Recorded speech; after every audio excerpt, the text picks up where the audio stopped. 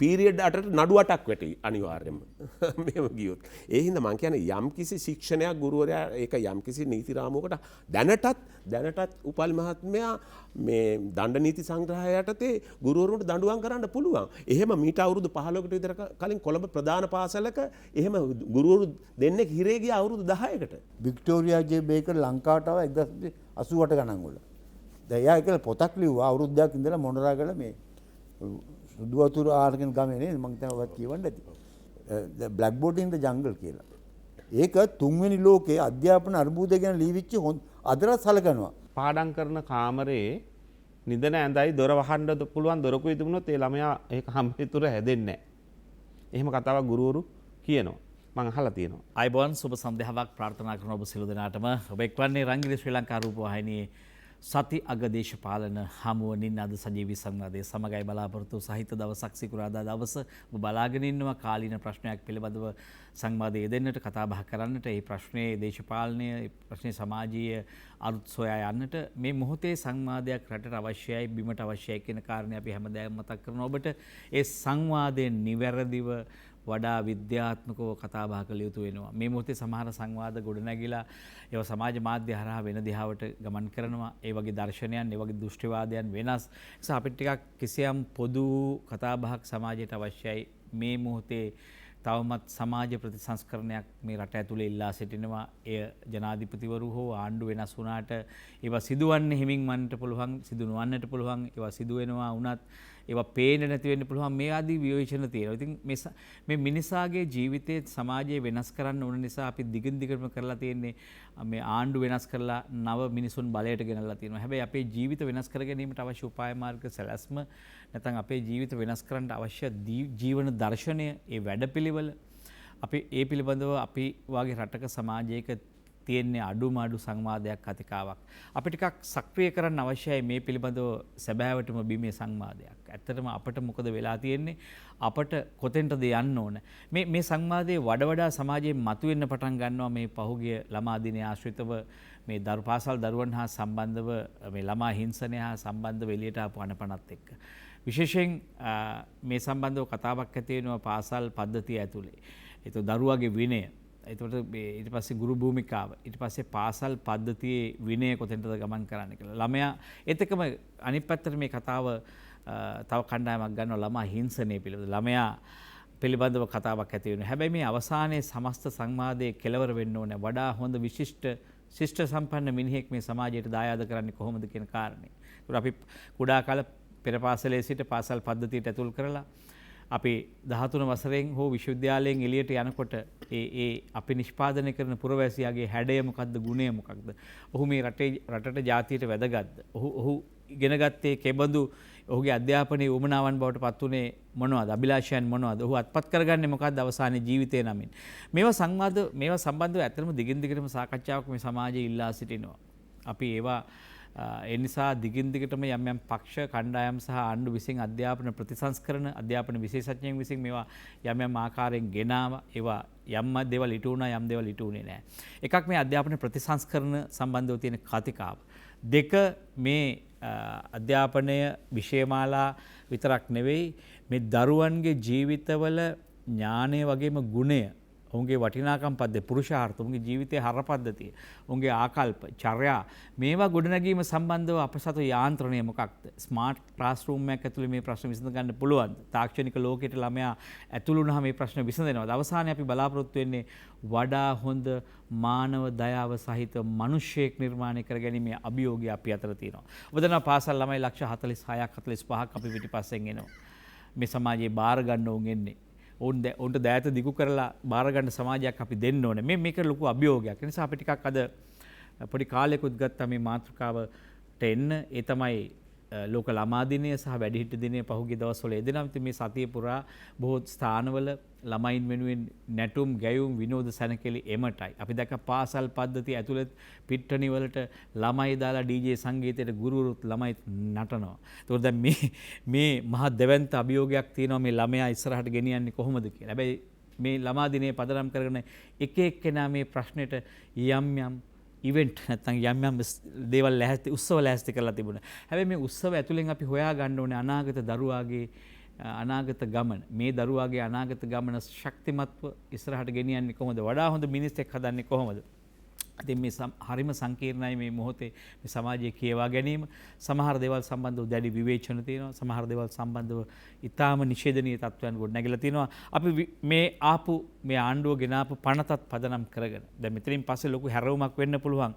ළමා හිංසනය පිළිබඳ ගුරුවරයා ශිෂ්‍යයාට දඬුවම් කිරීම. මේක ලොකු කරන්නේ කුමක් අරබයාද කියන කාරණා සම්බන්ධව අපි කතා කරමු. කෙසේ වෙනමුත් අද ළමා හිංසනය හා පාසල් විනය පිළිබඳවයි අපේ මාතෘකාව බවට පත් කරගන්නේ. අද නින්නාද සජීවී සංවාදයේ අපි මේ සඳහා බොහොම ගෞරවයෙන් ආරාධනා කරා මේ විශේෂයෙන් පාසල් පද්ධතිය ඇතුලේ දීර්ඝ කාලයක් විශේෂ අභ්‍යාස බොහොමයක් කරමින් අධ්‍යාපන ප්‍රතිසංස්කරණ වලට ගුරු උපදේශන සේවාවන්ට සහ වෙනත් මේ අධ්‍යාපනය සම්පූර්ණයෙන්ම වෙනස් විය යුතුයි කියන අදහස් දරපු මතධාරීන් නියෝජනය කරමින් අපි විද්වත් කණ්ඩායමට ආරාධනා කරා. විශ්‍රාමික ගුරු හා විදුහල්පති ජාතික සංගමේ සංවිධානයේ ප්‍රධාන ලේකම් මේ වගේම අධ්‍යාපන ශාස්ත්‍රයේ අධ්‍යාපන ප්‍රතිසංස්කරණ සඳහා බොහෝ උපදේශකත්වයක් ලබා දුන් ජාතික අධ්‍යාපන ආයතන පවා මඟ පෙන්වපු විශේෂ සම්ප්‍රදායක මහත්මයෙක් අනිල් පුෂ්පකුමාර මැතිතුමා අද ඔබතුමන් ජාතික වශයෙන් ලොකු චරිතයක් බවට පත් වෙලා තියෙනවා. දැන් රට පුරා ගිහිල්ලා මේ තමන් පටන් ගත්තේ වෘත්තිමය අරගලයක්. නමුත් ඒ කෙලවර කරලා තියෙනවා අද ළමයින්ගේ අනාගතය යහපත් කිරීමේ දිශාවකට තමන්ගේ අරගලේ පරිවර්තන කරගත්තු නායකයෙක් ඔබතුමා. බොහොම ආදරෙන් පිළිගන්නවා අයබෝන්. ඒත් එක්කම අපි ආරාධනා කළා ලංකා ගුරු සංගමේ හිටපු අධ්‍යාපන ලේකම් හා වෘත්තීය ලේකම් එවැගේම එතුමන් සමාජ ක්‍රියාදරයෙක් අප දන්නා හඳුනන කාලේ ඉඳන් මායින් ගම්මානවල බොහෝ දුෂ්කර ගම්මානවල තමන්ගේ ගුරු භූමිකාවට සුවිශේෂී අර්ථයක් සම්පාදනය කරපු විශේෂ පන්තිකාමරයෙන් එහාට ගිහිල්ලා ශිෂ්‍යයාට මැදිහත් වෙච්ච ගුරුවරයෙක් කියලා මට කියන්න පුළුවන්. ශිෂ්‍යයාගේ කියවීම විශාල කරන්න ඔහු ලෝක සාහිත්‍ය භාෂාව විශේෂයෙන් විශ්ව සාහිත්‍ය පිළිබඳව අලුත් පාලමක් ළමුන්ගේ ජීවිතවලට තනන්නට වෙහෙස වෙච්ච ගුරුවරයෙක්. එතුමන් විශ්‍රාමික ගුරුවරයෙක් සමාජ ක්‍රියාදරයෙක් නිවල් මුණසිංහ මහත්මයා ආයුබෝවන් කියලා පිළිගන්නවා. එතකම අපි ආරාධනා කරා මේ සිවිල් සමාජ ක්‍රියාකාරකෙක් හැටියට විශේෂයෙන් මේ සමාජ ප්‍රශ්නත් එක්ක එකතු වෙලා ගැට ගැහිලා මේ සමාජයට යම් බොහෝ සමාජ සත්කාරක සේවාවන් වලට නායකත්වය දෙන්න සමාජ නායකයෙක් සුජිත් වැලිකල මහත්මයා බොහොම ආදරෙන් අපි රට මැදට පිළිගන්නවා. ඔබතුමන් අපට ආධුනිකයි අද දවසට මේ දෙපළම අපිත් එක්ක අපේ ඥාතිත්වයන් බොහොමයක් තියෙනවා. අපි සංවාදය ආරම්භ කරමු. අනිල් පුෂ්පකුමාර මහත්මයාට ආරාධනා කරනවා. දැන් ඔබතුමා දිගින් දිගටම මේ ළමා දිනයත් සහ මේ පනතත් එක්ක එකතු වෙලා මේ මොහොතේ මේ ප්‍රශ්නය වඩා හොඳින් කියවගනිමින් ඉන්න කෙනෙක්. ඒ නිසා අපි ටිකක් ප්‍රවිෂ්ටයක් ගමු. මේ නිශ්චිත මොහොතේ ළමා හිංසනය හා පාසල් විනය පිළිබඳව ඇති වෙලා තියෙන කතාවේ දිග පළල කොහොමද අපි තේරුම් ගන්නේ? අපි පදනමක් හදාගමු සාකච්ඡාවට. හොඳයි, බොහොම ස්තුතියි මේ අවස්ථාවට අපිට ආරාධනා කිරීම සම්බන්ධයෙන්. අද මාතෘකාව ගත්තාම ඉතාමත්ම විවාද සම්පන්න මාතෘකාවක් සහ විශාල විදිහට මේ දිනවල දෙමාපියන් ගුරුවරු සහ අධ්‍යාපනය පිළිබඳව උනන්දුවක් දක්වන සියලුම පිරිස් අතර ලොකු කතිකාවක් ගොඩ නැගිලා තියෙන දෙයක් මම දැක්කා. අද ඊයේ හෝ අද ජනාධිපතිතුමත් මේ ගැන සඳහන් කරලා තියෙනවා. අස්කිරි පන්සලේ වෙන්න ඕනයි උත්සවයේ තිබුණේ. එතුමා කියලා තිබුණේ මේ පනතේ සංශෝධන අවශ්‍ය නම් කරන්න පුළුවන්, මේ විදිහටම තියාගෙන යන්න ඕන නම් එහෙම තියාගෙන යන්න පුළුවන්, එහෙම නැත්නම් ඒකේ ප්‍රශ්නයක් නැහැ කියලා. නමුත් දැනට පනත මේ සම්මත කිරීම කල් දාලා තියෙනවා. කල් දාලා තියෙන ප්‍රශ්නයක් තියෙන නිසා. ඒතකොට අපි මොකද්ද මේ පනත කියන්නේ කියලා ගත්තාම මේ දණ්ඩ නීති සංග්‍රහයේ සංශෝධන පනතක් මේ එන්නේ. එතකොට ඒක ගේන්නේ ළමා හිංසනය වැළැක්වීම කියන කාරණේ පදනම් කරගෙන. දැන් ළමා හිංසනය කිව්වහම පාසල තුල පමණක් නෙවෙයි, වෙනත් ළමයි ගැවසෙන ඕනෑම තැනක මේක සිදුවිය හැකි. දැන් පාසල් බස් රථෙත් විය හැකි. මේක ගුරුවරුන්ට විතරක් අදාළ එකක් නෙවෙයි. පාසල් වෑන් රථ සේවාවන් ඇතුළේ බස් නැවතුම් පොලේ පුස්තකාලය ඇතුළේ මේ ඕන තැනක විය හැකි ළමයි ගැවසෙන ඕන තැන සෙල්ලම් පිටියේ ළමා උයන් වල ඕන තැනක සිදුවිය හැකි. මේ මොකද ළමයි සම්බන්ධයෙන්. දැන් මෙතනදී අපි ඉස්සලාම බලන්න ඕනේ දැන් මේ මාතෘකාව අනුව ළමයා කියන්නේ කවුද කියන එක ඉස්සලාම විග්‍රහ කරගන්න ඕනේ. මේ ළමයි සම්බන්ධයෙන් මේ නීති පනවන්නේ. මේ දිනවල කතා වෙන්නේ ළමයි ගැන. ඔව්. දැන් ළමයා සම්බන්ධයෙන් කියද්දි දැන් අපිට වැදගත්ම වෙන ලේඛනය තමයි ලෝකයේ කොහොමද ළමයි සම්බන්ධයෙන් තියෙන විග්‍රහය කියන එක. එතකොට එක්සත් ජාතීන්ගේ සංවිධානය තමයි මේ පිළිබඳව ලෝකයට මේ ප්‍රමිතියක් ළමයා කියන්නේ කවුද කියලා පිළිබඳව යම් නිර්වචනයක් දීලා තියෙනවා. පිළිගත්තා වූ පොදු නිර්වචනයක් දීලා තියෙන්නේ. 1989 නොවැම්බර් 20 එක්සත් ජාතීන්ගේ මහා මණ්ඩලය විසින් සම්මත කරා ළමයි අයිතිවාසිකම් ප්‍රඥප්තිය. ඒකේ ඉතාමත් පැහැදිලි කරනවා වයස අවුරුදු 18ට අඩු ළමයි තව ගොඩක් ඒක කියනවා කරන වයස 18ට අඩු නම් ඒගොල්ලෝ ළමයි කියලා. දැන් අපේ ප්‍රශ්නයක් තියෙනවා 18ට අඩු ළමයි. හැබැයි අපේ එක තැනක තියෙනවා අවුරුදු 16ට වැඩි නම් ලිංගික ක්‍රියාවල යෙදෙන්න පුළුවන් ළමයින්ට කැමැත්තෙන්. දැන් අපිට ප්‍රශ්නේ තියෙන්නේ දැන් ඒක මීට කලින් අවුරුදු 14 දක්වා අඩු කරන්නත් ආවා පහුගිය ආණ්ඩුවකින්. ඒකට විරෝධයක් ආවා. දැන් මේක 16 දක්වා තියෙනවා. එතකොට දැන් අවුරුදු 18 කියලා කියන්නේ අවුරුදු 16 කියලා කියන්නේ ඉස්කෝලේ ගත්තොත් 10 11 ශ්‍රේණියනේ. එතකොට එතන ඉඳලා සොය කැමැත්තෙන් යන්න පුළුවන්. එතකොට අපිට ප්‍රශ්නයක් වෙනවා ඉස්කෝලේ එහෙම ළමයි ඉන්නවනේ ඒගොල්ලෝ ළමයිද කියලා. ඒගොල්ලෝ වැඩිහිටියෝ වෙනවනේ. එතකොට ඒගොල්ලෝ ළමයිද කියන එක. දෙවෙනි කාරණේ තමයි තව දුරටත් අපිට ගත්තොත් ළමයි කියලා ගත්තොත් දැන් මැතිවරණයකදී ඡන්ද ප්‍රකාශ කිරීම අවුරුදු 18ට එහා වෙනවනේ. ඒක 18ට වැඩි වෙන්න ඕන. මෙහා ඉන්න අය ළමයි. ඒ ළමයින්ට ඡන්ද බලේ නැහැනේ. ඒකට ඔය නිර්ණායකයෙක් ගත්තාම අපි දල වශයෙන් හිතනවා අවුරුදු 18ට පල්ලෙහා අය ගැන තමයි මේ කියන්නේ කියලා. එතකොට දැන් මෙතනදී මේ මනෝවිද්‍යාත්මක ගත්තම දැන් ඕක තමයි නීතිමය විග්‍රහය.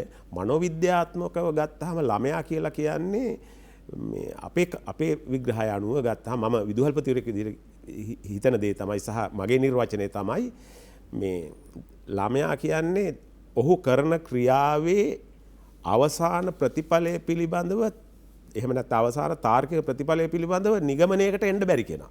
දැන් ඔහු දැන් කරන ක්‍රියාවේ ප්‍රතිඵලය ඔහු දන්නේ නැහැ. එවැනි මනසක් තියෙන කෙනෙකුට තමයි ළමෙක් කියලා කියන්නේ. ළමයි වැඩ කරන්න එපා කියන්නේ. ආන්න එක තමයි දැන් වැඩිහිටියන්ටත් කියන්නේ නිකන් මොකක් ළමයි වගේ කියලා කියන්නේ. ඒ කියන්නේ කරන දේ ප්‍රතිඵලය දන්නේ නැහැ. ඒ නිසා තමයි ඒ හින්දා නිරන්තරයෙන්ම ළමයි අතරින් වැරදි වෙනවා. එතකොට දැන් පාසල මේකට ගැට ගැහෙන්නේ ළමයින්ගේ චර්යාවන් හැඩගස්සන තැන තමයි පාසල. දැන් පාසලට එවන්නේ චර්යාවන් හැඩගස්සන. ආධ්‍යාත්මය හදන සමස්ත පෞරුෂය. එතකොට දැන් ගුරුවරුන්ට ළමයාගේ අංශක 360ම පේනවා එයාගේ චරිතේ. ඒ 360 හදන්නේ නැහැ මේ ප්‍රතිඵලයක් විදිහට තමයි මේ දඬුවම කියන එක එන්නේ. එතකොට දැන් මෙතනදී අපි වැඩිහිටියෝ විදිහට අනිවාර්යයෙන්ම පිළිගන්න ඕන දේ තමයි ළමයින්ට දඬුවම් කරන එක වැරදි. ඒක කොහෙත්ම අනුමත කරන්න බෑනේ. ළමයින්ට දඬුවම් කරන එක වැරදි. ළමයි පීඩාවට පත් කරන එක වැරදි. හැබැයි මෙතන තියෙන ප්‍රශ්නය ළමයින්ගේ දඬුවම දෙන්නේ මේ ගුරුවරු බොහෝ වෙලාවට දඬුවම දෙන්නේ විනය පාලනය කරගන්න. විනය හදන්න නෙවෙයි විනය පාලනය කරගන්න. විනය පාලනය කිරීමයි විනය ගොඩනැගීමයි දෙකක්. දැන් විනය පාලනයට දඬුවමක් දෙනවා తాවකාලිකව. දැන් අපි හිතමු ළමයි දෙන්නෙක් අහගන්නවා ගුරුවරයා ගිහින් ඇවිල්ලා දෙන්නටම පාර දෙකක් දාලා දෙපැත්ත දාලා පස්සේ අහන්නේ. අරක තමයි කන්ට්‍රෝලින්. ඒ කියන්නේ විනය පාලනය. ඊට පස්සේ තමයි අපිට තේරෙනවා එක ළමෙක්ගේ කබයි පුතේ මෙහෙම ගැහුවේ මොකද කින්ද මන්ද කියලා අහපම ඔන්න තාත්තා නැහැ තාත්තා දාලා ගිහින් අම්මා නැහැ ආච්චි ගාව ඉන්න මේ වගේ ලොකු කතන්දර එනවා. අන්න දැන් ඒ ළමයාගේ විනය ගොඩ නැගීම සඳහා වෙනම මැදිහත් වීමක් අවශ්‍ය වෙනවා. ඔන්න ඕක තමයි මෙතන පැටලිලා තියෙන්නේ. දැන් මේ පනත යටතේ කරන්න හදන දේ තමයි අර පාලනය සඳහා ගුරුවරයාගේ මැදිහත් වීමත් වළක්වනවා. එතකොට මොකද වෙන්නේ? එතකොට වෙන දේ තමයි ගුරුවරයා මේ පාලනය සඳහාවත් මැදිහත් වෙන්නේ නැහැ. එතකොට විශාල ව්‍යාකූලතාවයක් ඇති වෙනවා. දැන් මේකේ පනත එක සංශෝධනයක් මම කියන්නම් අපේ ප්‍රවේශයක් විදිහට. දැන් මේකේ තියෙනවා මෙන්න මෙහෙම එකක්. මේ ඔන්න උදාහරණයක් තියෙනවා. විදුහල්පතිවරයා විසින් අවුරුදු 16ක් වයස ඇති පාසල් ශිෂ්‍ය නායකයා වන ඒව සිසුන්ගේ නිලැඳුම අධීක්ෂණය කිරීම සඳහා යොදවනු ලබයි. ඒ විසින් බී නැමැති සිසුවා පාසල් නිල ඇඳුම උල්ලංඝනය කරමින් ඇඳ සිටින බවට අනාවරණය කර ගනී. ඒ විසින් බීට අතුල් පහරක් දෙන නමුත් බීට කිසිදු ශාරීරික තුවාලයක් සිදු නොවේ. ඒ විසින් ශාරීරික දඬුවමක් ලබා දීමේ වරද සිදු කර ඇත. දැන් මේ කියන්නේ ශිෂ්‍ය නායකයා බැරිලා දැන් ඔහොම වෙනවනේ ශිෂ්‍ය නායකයා අපි යොදවනවා විදුහල්පතිවරු විදිහට පාසලේ ගේට්ටුව ගාව බෑග් බලන්න. මොකද මම විදුහල්පතිවරයෙක් විදිහට දන්නවා ගේට්ටුව ගාව නැත්තම් ප්‍රවේශ දොරටුවේ උදේට ඔය බෑග් දේවල් ෆිල්ටර් කරලා ගත්තාම පෙරලා ගත්තාම පාසල ඇතුලේ තියෙන විනය ප්‍රශ්න 150ක් විතර විසඳෙනවා. ඒක තමයි ඒකේ කාරණේ. පිට සමාජයෙන් එන්නේ ළමයා විතරක් නෙමෙයි ළමයා නියෝජනය කරන සංස්කෘතියේ යම් යම් අපද්‍රව්‍ය ටික එනවා. අනිවාර්යෙන්. දැන් මොකද දැන් පාසල කියලා කියන්නේ සමස්ත සමාජයේ උපකුලකයක්නේ. සර්වත්‍ර කුලකයේ තුල තියෙන උපකුලකය. ඒ උපකුලකයේ අර ප්‍රධාන සමාජයේ ගුණාංග සේරම තියෙනවා. දැන් එළිය මද්ද්‍රව්‍ය ප්‍රශ්න තියෙනවා පාසලට ඒක එනවා. එළිය ප්‍රචණ්ඩත්වයේ තියෙනවා පාසලට ඒක එනවා. එළිය සොරකම තියෙනවා පාසලට ඒක එනවා. එතකොට පාසල කියලා කියන අතිශයින්ම හුඟ දෙනෙක් විග්‍රහ කරනවට වඩා අතිශයින්ම සංකීර්ණ වූ සමාජ සංස්ථාවක්. එතකොට ඒකේ ගුරුවරුන්ට ලොකු භූමිකාවක් මෙතන තියෙනවානේ. චර්යාවන් හැර ගැසීම තමයි. අන්නේ එතන අභියෝගයට ලක් වෙන එක තමයි මෙතන තියෙන ප්‍රශ්නේ. ඒ නිසා මම කියන්නේ ගුරුවරුන්ට ළමයින්ට ගහන්න ලයිසන් දෙන්න ඕනේ කියලා. එහෙම එකක් නැහැ. හැබැයි යම් කිසි ප්‍රමාණයකට ගුරුවරයාට දැන් ගුරුවරයා මෙතන සම්පූර්ණයෙන්ම අනාරක්ෂිත තත්ත්වයට පත් වෙනවා කියපු හැටි එයා කරන්නේ නිෂ්ක්‍රීය වෙනවා. ඕක තමයි වෙනදී. එයා මේ ක්‍රියාවලින් ඉවත් වෙනවා. අපි මොකටද අනවශ්‍ය කරදර දාගන්නේ අපේ ළමයි යයි කියලා. ඕනනම් එහෙම මනෝභාවයකට එන්න පුළුවන්. හැබැයි මේ දැන් ප්‍රවේශමෙන් කතා කළ යුතුයි. අපි ටිකක් ඉදිරියට යමු. දැන් මූලික වටේදී අපි මූලික පහදල් කරගැනීමක් තියෙනවා. ළමයා සම්බන්ධ ප්‍රශ්නයක් තියෙනවා.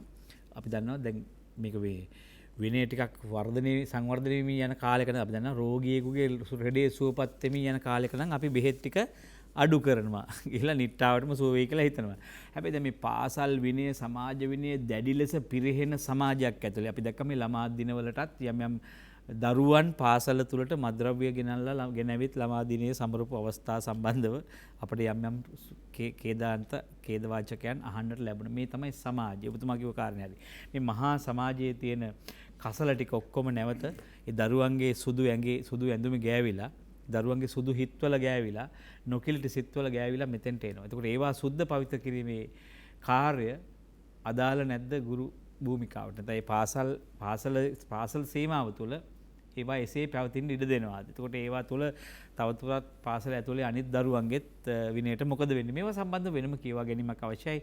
එකක් අපි මේ පනත් සම්බන්ධව කතා කරමු. ඒකත් ආශ්‍රිතව පැරණගිලා තියෙන විනය පිළිබඳ ප්‍රශ්න දිගටම කතා කරමු. අපි අවස්ථාව ලබා දෙනවා නිමල් මුණසිංහ මහත්මයාට ඔබගේ කියවා ගැනීම විශේෂයෙන් අපි ටිකක් මේ පාසල් පද්ධතියක විනය වැදගත්කම සමාජයක විනය වැදගත්කම අපි ටිකක් පළමුව තේරුම් අරගෙන ඉමු. එතකොට ලේසි අපිට මේ විනය හදන්නේ කොහොමද කොතනද හදන්න ඕනේ කියන එක තේරුම් ගන්න. ඒ අවශ්‍යතාවය අපි ටිකක් කොහොමද සමාජීය වශයෙන් දැනෙන්නේ මේ වෙලාවේ? දැන් මේ ප්‍රශ්නේ බොහොම ස්තුතියි අවස්ථාව ලබා දුන්නට. මම හිතන්නේ මේ ප්‍රශ්නේ අපි මේ හුදකලා කර ගැනීමෙන් අපිට ලොකු ගැටලුවක් රාශියක් මතුවෙනවා. හොලිස්ටිකලි ගන්න පුළුවන් නම් අධ්‍යාපන ක්‍රමයේ රටේ ආර්ථිකයේ රටේ දේශපාලනයේ සංස්කෘතිය ඔය කියන ප්‍රශ්නත් එක්ක මැදි කරලා ගත්තොත් අපිට මේ ප්‍රශ්නට කිසියම් පිළිතුරක් හොයාගන්න පුළුවන්. මොකද ළමයා කියන්නේ දැන් අපේ පුෂ්පා උදල්පා කිව්වා වගේ ඇත්තටම මේ ප්‍රොයිට් කියන්නේ මෙයා ළමයා කියලා නෙමෙයි කියන්නේ. එයා ලිටල් මෑන් කියලා කියන්නේ කුඩා මිනිසෙක් කියලා. එයාට සියලුම අයිතිවාසිකම් තියෙනවා. එයාට ප්‍රඥාප්තියක් තියෙනවා, ළමාජන ප්‍රඥාප්තිය තියෙනවා. පිට රටක නම් දෙමෝපියන්ට ගහන්නත් බෑ. එයාට පුළුවන් පොලිසියට කියලා මේවට තාත්තා ගැහුවා කියලා. ඊම ළමයෙක් රකින්න සුරක්ෂිත වටපිටාවක් හදලා තියෙනවා. දැන් මෙතන ගුරුවරු දැන් අපි සමාජ අත්දැකීම් දැකලා තියෙනවා. ඉස්සර ඉඳලම ගුරු සංගමේ තව ප්‍රශ්නයක් තමයි. දැන් අපි ගුරු සංගමේ ඉන්න කාලේ මේ ඔය අධ්‍යාපන නීති රීති කියන එකේදී පැහැදිලි කරපු කරුණක් තමයි ගුරුවරුන්ටත් කෝපරල් පනිෂ්මන්ට් ඒ කියන්නේ ශාරීරික දඬුවම් දෙන්න එපා. එහෙම වුණොත් අපිට ගුරුවරයා පැත්ත ගන්න බෑ කියන කාරණේ. එතකොට දැන් ඔගේ නීතියක් තියෙනවනේ ලෝකෝ පේරන්ට් කියලා කියනවනේ.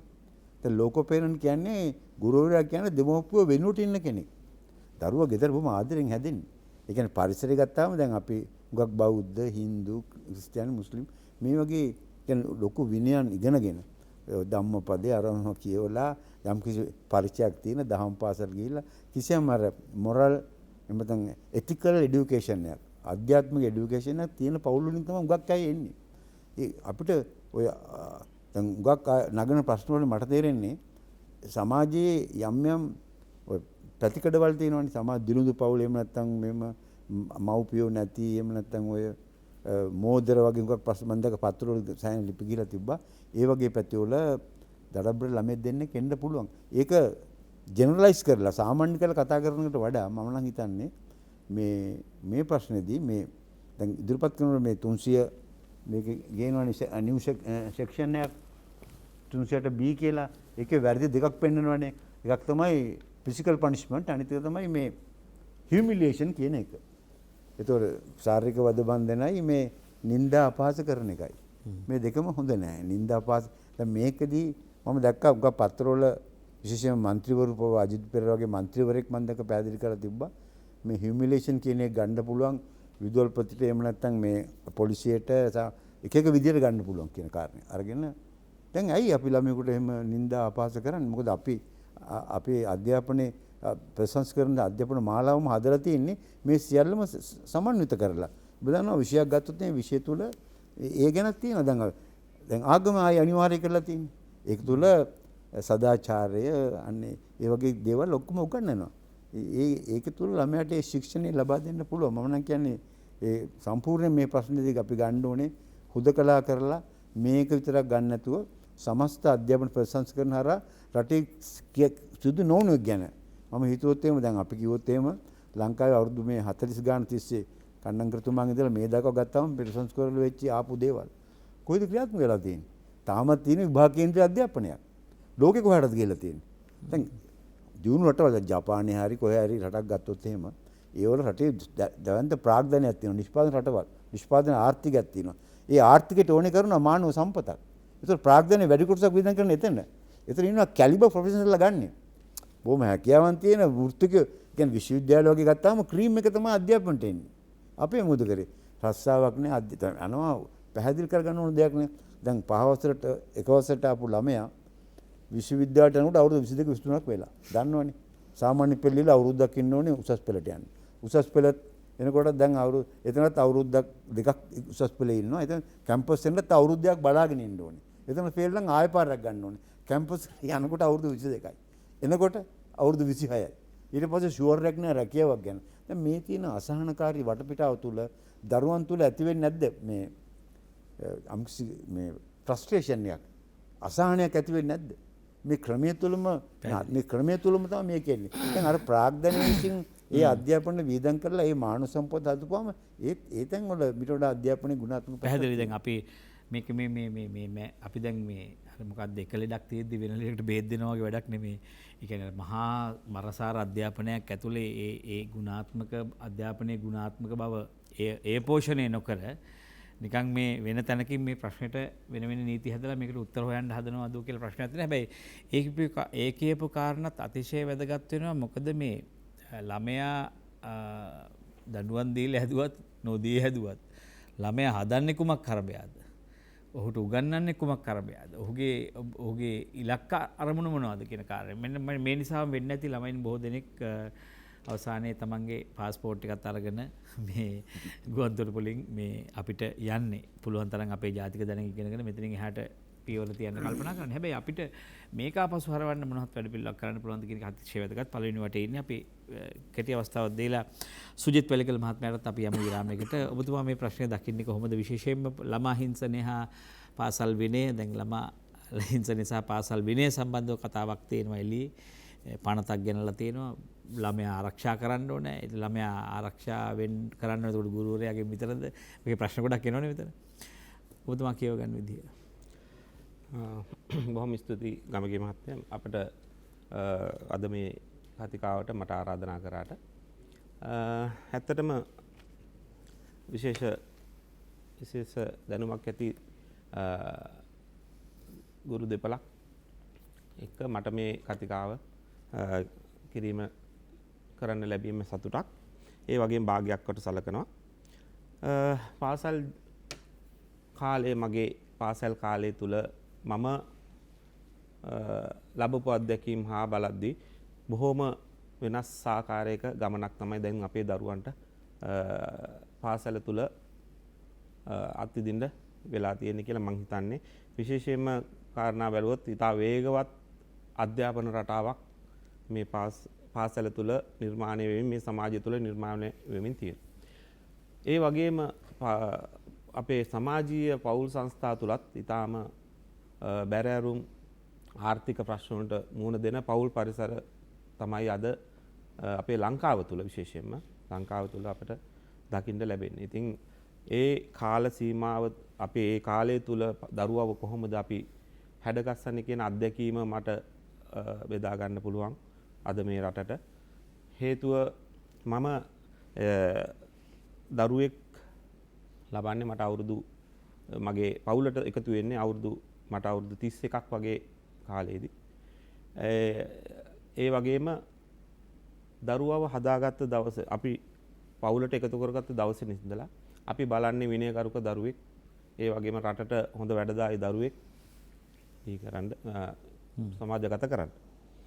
ඉතින් මෙම කාරණාව තුළදී මම දකිනවා ගමගේ මහත්තයා ඇත්තටම අලුත් ප්‍රසංස්කරන අලුත් පනත් ගෙනාවට අපේ දෙමව්පියෝ අපිට කියලා තියෙනවා අපිට මතකයි අපි හැදුනේ අර සර්ට බයේ. අපිට අර සර් ගහපු නිසා තමයි අද අපි මේ තැන ඉන්නේ.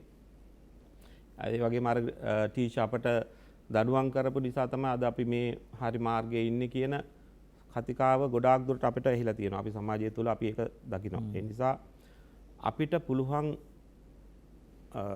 හැකි ප්‍රමාණින් දරුවාට දෙන්න පුළුවන් මූලික අධ්‍යාපනය අපේ පවුල තුලින් දිය යුතුයි. මුලින් අධ්‍යාපනයට යොමු කරන්න කලින් මම සාමාන්‍යයෙන් සිවිල් පුරවැසියෙක් විදියට අපි අධ්‍යාපනය ලැබපු මාදම්පේ මගේ නම කිව්වට කමක් නැහැ මාදම්පේ සේනානායක මධ්‍ය මහාවිද්‍යාලය හා කුඩාවැව කනිෂ්ඨ විද්‍යාලය. ඇත්තටම ඒ හිටපු ගුරුවරු අපට හරිම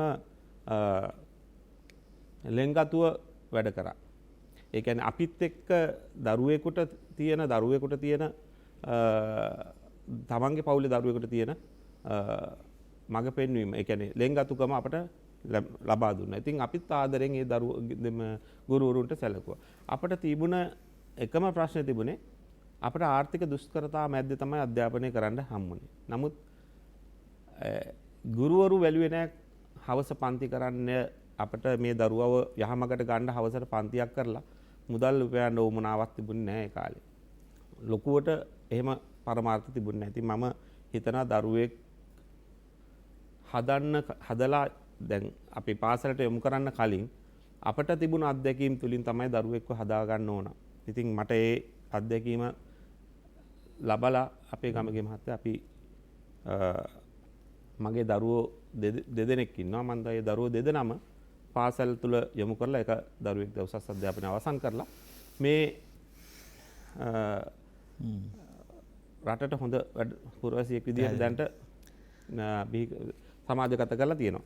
ඉතින් මම මේ කාලය තුලදී මම දකින දේ තමයි මූලික අධ්‍යාපනය සිය පවුල තුලින් සමාජය තුලින් දිය යුතුයි.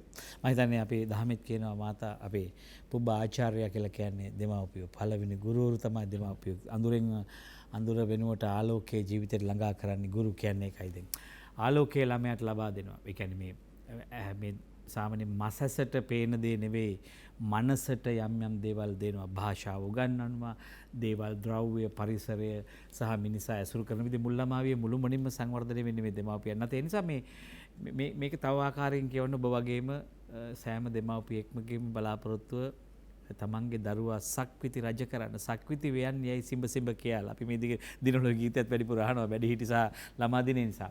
සෑම දෙමාපියෙකුගේ පැතුම ගත්තාම මේ තමන්ගේ දරුවා බොහොම ඉහළ තැනකට යන්නට, ඉහළ තැනකට ඔසවා තබන්නට තමයි සෑම දෙමාපියකින් බලාපොරොත්තු. හැබැයි මේක කියවා ගන්නට අවශ්‍යයි. පසුගිය කාලේ මෙහෙම බලාපොරොත්තු තිබ්බ දරුවන්ට දෙමාපියෝ අමානුෂික ලෙස පහර දෙන ආකාරය අපි දැක්කා. දරුවන්ව ලිඳේ නැත්නම් දරුවන්ව ගංගා වලින් ඇදලා දාන තැන් අපි දැක්කා. ඉතින් දැන් මේවා මේ සමාජයක ඇති වෙන පීඩාවන් නිසා ළමයින්ට එන අර ගුරුවරයෙක් ගහන පාර සැර නැහැ. නමුත් ඔහුට වෙන දැඩි පීඩාවක් එක්ක ඔහු පහරක් එල්ල කරොත් ඒ පාර නිසා දරුවෝ අගතියටපත් වෙන්න පුළුවන්. ඔහුගේ ඒ ගාන කනේ පාරකින් දරුවගේ ජීවිත කාලෙම කන් ඇහෙන්නේ නැති වෙන්න පුළුවන්. ඒ නිසා මේ සමාජයට මේ පීඩාව වෙන තැනත් යම් ආකාරයකට සමාජ ප්‍රතිසංස්කරණයක් ඇතුළේ විසඳ ගන්න ඕනේ. කියන්නේ ද්වේෂ සහගත ලෙස දරුවෙකුට මැදිහත් වෙනවද? දැන් ඔබ කිව්ව ගුරු පරම්පරාව හරි වෙනස් පරම්පරාවක් වන්නට පුළුවන්.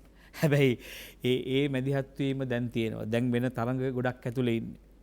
දැන් පාසල් පද්ධතිය ඇතුළින් එළියේ වෙනම සර්ලා වැඩෙනවා. ගුරුවරු වැඩෙනවා. සතියාන්තයේ සහ සතියේ දවස්වලට පවා මහ විශාල නගරවල අධ්‍යාපන පෞද්ගලික අධ්‍යාපන ක්‍රම හොයාගෙන යන කාලවල මේ කාලයත් ටිකක් අපි සැලකිලිට ගන්න.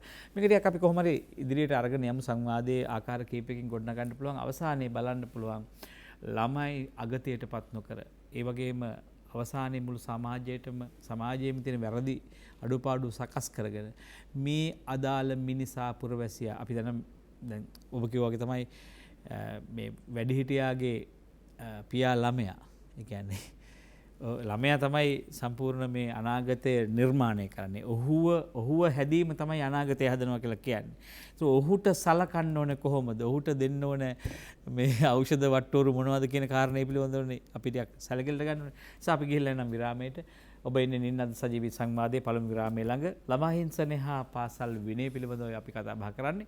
අපි අද මෙතනින් අනුතුරුව විරාමයෙන් අනුතුරුව ඔබට අවස්ථාව දෙන්නම් 066 22 83 609 විවාද සම්පන්නයි විවාදාත්මක කතා බහක් සරලව කිව්වොත් එහෙම දරුවන්ට දඬුවම් කරන එක හරිද වැරදිද කුමන අරමුණුත් එක්කද මේවා කරන්නේ ඒවා අපි දෙවනුව කතා බහ කරමු මේ සම්බන්ධව නීතිමය අනපනත් ගෙනල්ලා සම්මත කළොත් මොකද වෙන්නේ ගුරුවරයා තමන්ගේ භූමිකාවෙන් අයින් වෙනවද ළමයාට ඔහි පාසල කියන්නේ එහෙම එකක් වෙයිද හැම කෙනාටම එක විදිහට ඇවිල්ලා තම තමන්ගේ උපසංස්කෘතීන් ඇවිල්ලා මේකට බෙදා ගන්න පුළුවන් වෙයි. ඒකට මොකද වෙන්නේ? මේවා කතා බහ තියෙනවා.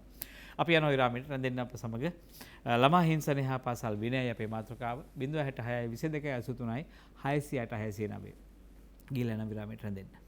තත් නින්නද සජීවී සංවාදයේ සමගයි මේ වන්නේ දහසකගේ බලාපොරොත්තු දසදහසකගේ බලාපොරොත්තු අපි සාමාන්‍යයෙන් ගත්තාම අසීමාන්තිකයි දෙමාපියෝගේ දරුවන් කෙරෙහි තියෙන බලාපොරොත්තු අපේක්ෂාවන්. හැබැයි ඊට කර ගැනීමට දරුවාට තෝරලා දෙන මාර්ගය අපි දන්නවා දැනට පොදු අධ්‍යාපනයේ පාසල් අපි ලංකාවේ ගත්තාම බොහෝ විට දරුවන් පාසල් යනවා පෙරදාට වඩා ඒ කාලට වඩා වර්තමානයේ අහු මුළු තියෙන ගම් අස්සේ තියෙන ඇවිදලා බැලුවත් කොහොම හෝ ප්‍රාථමික පන්ති වලට ළමයෙක් ඇතුළත් කිරීමේ ඒ අධ්‍යාපනය ලබා දීමේ වරමට අපි මේ අධ්‍යාපනය සමත් වෙලා තියෙනවා. හැබැයි මේ එතරින් එහාට මේක ඉස්සරහට ගෙනියමින් ළමයා මහා මිනිසෙක් බවට පත් කිරීමේ ක්‍රියාවලිය. දැන් අද මේ මුණ ගැහෙන සංකල්ප හැටියට අපිට බොහෝ දේවල් තියෙනවා. අපිට හොඳ සભ્યත්වයක් තියෙනවා. අපි පුදුමයි අපිට උදේ හවස පිරිත් දාන රටක් බණ කියන රටක් වගේ කතන්දර තියෙනවා. හැබැයි ප්‍රායෝගික ජීවිතයේ සමාජය දිහා බලපුවාම ඔබ වටා මා වටා ගොඩ ගැහෙන අපරාධ රැලි මේ තියෙන මහා ජාවාරම් හොරකම් වංචා දූෂණ මේ දැන් අද වැඩිපුර කතා කරන්නේ ඒවනේ ඔබ ප්‍රවෘත්ති බැලුවොත් එහෙම අපි අස්වැන්න හැටියට නෙලාගන්නේ අපරාධ. ඒතුණට වගා කරලා තියෙන්නේ මොනවද? ඔබතුමා ප්‍රොජෙක්ට් එකක් ගනී මේකට අපි අවස්ථාව දෙවෙනිවට ආරම්භ කරමු. 066 22 83 609 ඔබට අවස්ථාව ලබා දෙනවා ළමා හිංසනය හා පාසල් විනය කතා බහ කරන්න. දැන් අපි මේ විනය පිළිබඳ සමාජයේ දැඩි කතා බහක් තියෙනවානේ. පාසල් විනය නෙමෙයි මුළු සමාජයේම විනය. දැන් පාරේ යන්න බෑ අඩියෙන් අඩියට පොලිස් නිලධාරි මහතුරු දාලා තියෙනවා. විනයක් නැහැ පාරේ යනකොට. අපි කොහේ හරි පොලිමක හිටියත් ඒ පොලිමක ඉවසන්න බෑ. මම කියන්නේ අපි කොයි තරම් සමාජයේ විනය නිසා පීඩා විඳිනවද? දැන් මේ කොහෙන් හරි මේ විනය පිරිහෙච්ච තැනක එතනනේ මේ වර්ධනයලා තියෙන්නේ. මේ සමාජ සමාජයේ කොහොමද මේක මේ කියවගන්නේ? අපි එතන ප්‍රොජෙක්ට් එකක් ගමුද? ඔව් ඉස්සෙල්ලාම මේ ගන්න වෙන්නේ මේ විනය කියන්නේ මොකද්ද කියන එක විග්‍රහ කරගන්න වෙනවා. විනය කියලා කියන්නේ ලැජ්ජාව සහ බය. විනය කියලා කියන්නේම ලැජ්ජාව සහ බය. දැන් ලැජ්ජාව සහ බය කියන්නේ අපි වැරදි කරන්නේ නැත්තේ ඇයි? එක්කෝ ලැජ්ජාව. ලැජ්ජාව කියන්නේ ඒක සංස්කෘතික සාධකයක්. බය කියන්නේ නීතිය. නීතිය ක්‍රියාත්මක වෙන නිසා බයයි. ඔය කියන දෙකම සංකලනයක් ආපම තමයි විනය කියන එක හැදෙන්නේ. දැන් පාසල ශිෂ්‍යාවත් පාසල ශිෂ්‍යෝ මුල ඉඳලා එතෙන්ට අනුගත කරන්න. මොකද මං නැවතත් කියනවා පාසල කියන්නේ ශිෂ්‍යයාගේ චර්යාවන් හැඩගස්සන තැනක්. ශිෂ්‍යයා එන්නේ අමු චර්යාවන් විදියට. එතකොට ගුරුවරයාට අර මෙතුමා හොඳ කතාවක් කිව්වා ලෝකෝ පේරන්ට්ස් කියලා. ඒ කියන්නේ ස්ථානීය මේ දෙමාපිය භාවය. දැන් දෙමාපියන්ගෙන් මිදිලා පාසලට ආපුවාම දරුවාගේ ඒ මොහොතේ විදුහල්පතිවරයා සහ ගුරුවරු තමයි මේ දරුවන්ගේ දෙමාපියන් බවට පත් වෙන්නේ. ස්ථානීය දෙමාපිය භාවය කියන්නේ ඒක. ඒතකොට ස්ථානීය දෙමාපිය භාවයේදී වගකීමක් තියෙනවනේ ගුරුවරුන්ට සහ විදුහල්පතිවරයාට මේ දරුවාගේ වැරදි චර්යාවන් නිරුන්දනය කරලා යහපත් චර්යාවන් මතුව ගන්න එක. ඕකට තමයි අපි චර්යාවන් හැඩගස්සනවා කියන්නේ. එතකොට විනය කියන එක ලැජ්ජාව සහ බය කියලා කිව්වා. එතකොට පාසල තුල විනයගරුක ශිෂ්‍යයා තමයි උපාලි මහත්මයා සමාජයට ගියාම නීතිගරුක පුරවැසියා සහ සාමකාමී පුරවැසියා වෙන්නේ. පාසල තුල විනයගරුක ශිෂ්‍යයා සමාජයට ගියාම නීතිගරුක සහ සාමකාමී පුරවැසියා වෙනවා. දැන් අද ඔය තියෙන ප්‍රශ්නේ තියෙන්නේ නීතිගරුක සහ සාමකාමී පුරවැසියා නැහැ කියන එකනේ. පැහැදිලි. එතන අර්බුදයක් තියෙනවා කියන එකනේ. ඒතකොට දැන් ඒකට වෙනම සමාජය තුල නීති පැනවීමක් තියෙනවා. ඒකට පොලිසිය තියෙනවා. ඒකට දැන් ඉඩමදි උසාවියේ. දැන් එතකොට අපිට ප්‍රශ්නයක් තියෙනවා මේක ආරම්භ වෙන තැන කොතනද කියන එක. එතකොට පාසලනේ ආපහු එන්නේ. චර්යාවන් හැඩ. එතකොට පාසල තුල චර්යාවන් හැඩ ගැසිලා නැහැ කියන එකනේ මේකේ අර්ථය. එතකොට චර්යාවන් හැඩගස්සන්න බැරි කාරණා මොකද්ද? ගුරුවරුන්ට. එතකොට අර මං කියනවා නැවතත් ගුරුවරුන්ට මොකද ඒ කාලේ පාසල කියලා කියන්නේ පූර්ණ ඒකාධිකාරයක් තිබුණ ළමයාගේ චර්යාවන් හැඩගැස්වීම සහ ළමයාගේ අධ්‍යාපනය. අද ඒ ඒකාධිකාරය නැහැ පාසලට. ඒක පාසල අභියෝගයට ලක් වෙලා තියෙන්නේ. එතකොට ඒ ඒකාධිකාරය බිඳෙනවත් එක්කලම ගුරුවරුන්ටත් මේකේ යම් යම් වාරණ පැනවෙලා වැඩ කරන්න ගියාම ඊට පස්සේ මේ ලනෝ ලෙහන්න වන සතා හුරු වෙච්චාම අනිවාර්යයෙන්ම දැන් ළමයින්ට නිදහස දෙන්න ඕනේ. ඒක මෙතුමා කියන කාරණේක. හැබැයි අපි මෙන්න මෙහෙම ගමුකෝ. දැන් අපි සමනලයාගේ ජීවන චක්‍රය ගන්න. සමනලයාගේ ජීවන චක්‍රය ගත්තාම එක අවස්ථාවක් තියෙනවා දලබු අවස්ථාව. ඊට පස්සේ තියෙනවා සමනල අවස්ථාව. දැන් දලබු අවස්ථාවේ දලබුව කන්නේ මොනවද? දලු සහ කොළ. දලු සහ කොළනේ කන්නේ. හැබැයි ඌ මල්පැණි බොන්නේ නැහනේ. හැබැයි මල්පැණි බොන වෙලාවක් තියෙන ඒ සමනල අවස්ථාවනේ. හැබැයි දලබුවාට මල්පැණි දුන්නොත් මොකද වෙන්නේ? ඌට ඒ ආහාරේ රුචි නැසා ඌ මරණයටපත් වෙනවනේ. ඌගේ ආහාරය නෙවෙයි. ඒ හින්දා ළමයින්ගේ මේරීම සහ පරිණතියත් එක්කලා තමයි සමහර ෆ්‍රීඩම් දෙන්න ඕනේ කියන එක තමයි මම ඉන්නේ. ඒකෙන් ගම්ම්‍ය කරන්න ඒ කියන්නේ ළමයාට පූර්ණ වශයෙන් නිදහස දීලා ඕනෑම පිස්සුවක් නටන්න නිදහස දෙනවා කියන එක නෑ. ඒ හින්දා යම්කිසි පාලනයක් වශයෙන් ශික්ෂණයක් ඇති කරන්න. එතකොට ඒකට දඬුවම කියන එක උචිත නැහැ. හැබැයි ගුරුවරුන්ට සිදු වෙලා තියෙන අද ගුරුවරුන්ට ලොකු ප්‍රශ්නයක් තියෙනවා පාසල් පද්ධතිය ඇතුලේ දරුවන්ව හැඩගැස්වීම බලන්න. දැන් ඔය ගැටලු සහගත දරුවෝ දිහා බලපුවාම ඔය දරුවෝ හැම කෙනෙකුටම කුමන හෝ ප්‍රශ්නයකට මුහුණ දුන්න දරුවෝ. දැන් අපි හිතමු රැවුල වවාගෙන යන දරුවෙක් රැවුල කපලන දැල්ලු උසස් පෙළ පන්ති වල ළමයින්ගේ රැවුල එනවාද? එතකොට අපිලිවෙලකට යුනිෆෝම් එක ඇඳලා එන දරුවෙක් කතා බහ කරුවොත් එයාට වෙන ප්‍රශ්නයක් තියෙනවා. එක්ක පවුලේ ප්‍රශ්නයක්, පවුල මේ දෙමාපියෝ නැහැ, එහෙම ආර්ථික ප්‍රශ්න මොනවා හෝ පීඩාකාරී දරුවෙක්. එතකොට දැන් ඒ දරුවව වෙනම අරගෙන එලා දරුවට උපදේශනය කරන්න ඕන. දැන් ගුරුවරයාට පීරියඩ් ඩට පුරවනවා, ලොකු සිලබස් එකක් තියෙනවා, විභාග බලනවා, අර ලකුණු දාන්න ඕන, ෆෝම් පුරවන්න ඕන. මහා ඉස්සර එහෙම තිබුණේ නෑනේ. දැන් එතකොට ඒ ප්‍රශ්නයත් එක්කලා දරුවෙකුට පෞද්ගලික උපදේශකත්වය සපයන්න ගුරුවරයෙකුට වෙලාවක් තියෙනවද කියන ප්‍රශ්නෙත් තියෙනවා. මම විදුහල්පතිවරයෙක් විදිහට එහෙම දන්නවා. මම විදුහල්පතිවරයෙක් විදිහට මට බරපතල ප්‍රශ්න ආපුවම මම දන්නවා ඒ ළමයා වෙනුවෙන් මම වැය කරන්න ගියාම අනික සියලුම කළමනාකරන දේවල් වැටෙනවා. එතකොට අපි කරන්නේ මේක ප්‍රශ්නෙන් එහෙම මෙහෙම මොකක් හරි අතේ රෝලක් ගහලා ඉවරලා බේර ගන්න තමයි මේක හදන්නේ. ඕක නොදන්නව නෙමෙයි ගුරුවරු. ඉතින් ඒ නිසා දැන් මෙතන බලන්න පන්තියක ළමයි 45යි 50යි. එතකොට පන්ති වල මේ උපදේශන සේවය ඇත්ත වශයෙන්ම දැන් පාසලක ප්‍රශ්නයක් ඇති වුනහම ළමයි ගෙනල්ලා ප්‍රින්සිපල්ගේ ඔෆිස් එකට දාන්න. දැන් මගේ ඉස්කෝලේ නම් මම ඕක වෙනම තැනක් හදාගෙන දෙනවා ළමයාගේ පෞද්ගලිකත්වය ආරක්ෂා කරන්න සහ අපි කතා බහ කරන්න වෙනම තැනක් දාගෙන දෙනවා. ඒක කවුරුවත් දකින්නේ. නමුත් ඕක ගෙනල්ලා දාපු හැටි අර පාසලේ වැඩ කරන අනන්දන සේවකයෝ දකිනවා. දැන් අද මේ ළමයා මෙන්න මෙහෙ එකක් කරලා එහෙම බෑ. එතකොට දැන් ඔය එවැනි පහසුකම් තියනවද පාසල් වල? එතකොට ඒ වගේ ප්‍රශ්න ගොඩක් තියෙනවා. අර යටිතල පහසුකම් ප්‍රශ්නෙත් තියෙනවා. ඇත්ත වශයෙන්ම ගුරුවරුත් මේකෙදි පීඩාකාරී පසුබිමක තමයි ඉන්නේ. සමහර ගුරුවරු තව එකක් තියෙනවා. අද ලංකාවේ ගුරුවරුන්ගේ වෘත්තිකභාවය පිළිබඳ ප්‍රශ්නකුත් තියෙනවා. මොකද වෘත්තිකභාවය කියලා කියන්නේ දැන් මගේ පළවෙනි සේවා කාලේ මුල් අවුරුදු 10ට වඩා මගේ දෙවෙනි අවුරුදු 10 වෙනස්නේ. දැන් ඊට හාත්පසින් වෙනස්. ඒක පරිණතියත් එක්ක එන දෙයක්. එතකොට ගුරුවරුන්ගේ වෘත්තිකභාවය කියලා කියද්දි ළමයින්ගේ ප්‍රශ්න දිස බලන ආකාරය වෙනස්. ඉස්සර බලපු විදිහට නෙමෙයි දැන් බලන්නේ. දැන් මම ගැඹුරු මනෝවිද්‍යාව ප්‍රගුණ කරලා තියෙනවා, අධ්‍යාපන දර්ශනය ප්‍රගුණ කරලා තියෙනවා, ඉගැන්වීම පිළිබඳ අත්දැකීම් තියෙනවා, සමාජ කියවීමක් තියෙනවා. ඒකත් එක්කලා තමයි සමහර වෙලාවට අපේ වෘත්තිකභාවය සංවර්ධනය වෙන්නේ. නමුත් ලංකාවේ හුඟක් ගුරුවරුන්ගේ වෘත්තිකභාවය පිළිබඳ ප්‍රශ්නයක් දැන් වර්තමානයේ මතුවෙමින් තියෙනවා. ඊළඟ කාරණය තමයි මේ පද්ධතියට එන මිනිස්සු. ඒ කියන්නේ ගුරුවරු විදිහට බඳව ගන්න අය මේ පද්ධතියට මේ කැමැති රැකියාවට දෙන්නේ කියන. දැන් හිතන්නකෝ දැන් දඩමස් කන්න කැමති කෙනෙකුට වනජීවි එකේ රස්සාවක් දුන්නොත් මොකද වෙන්නේ කියලා.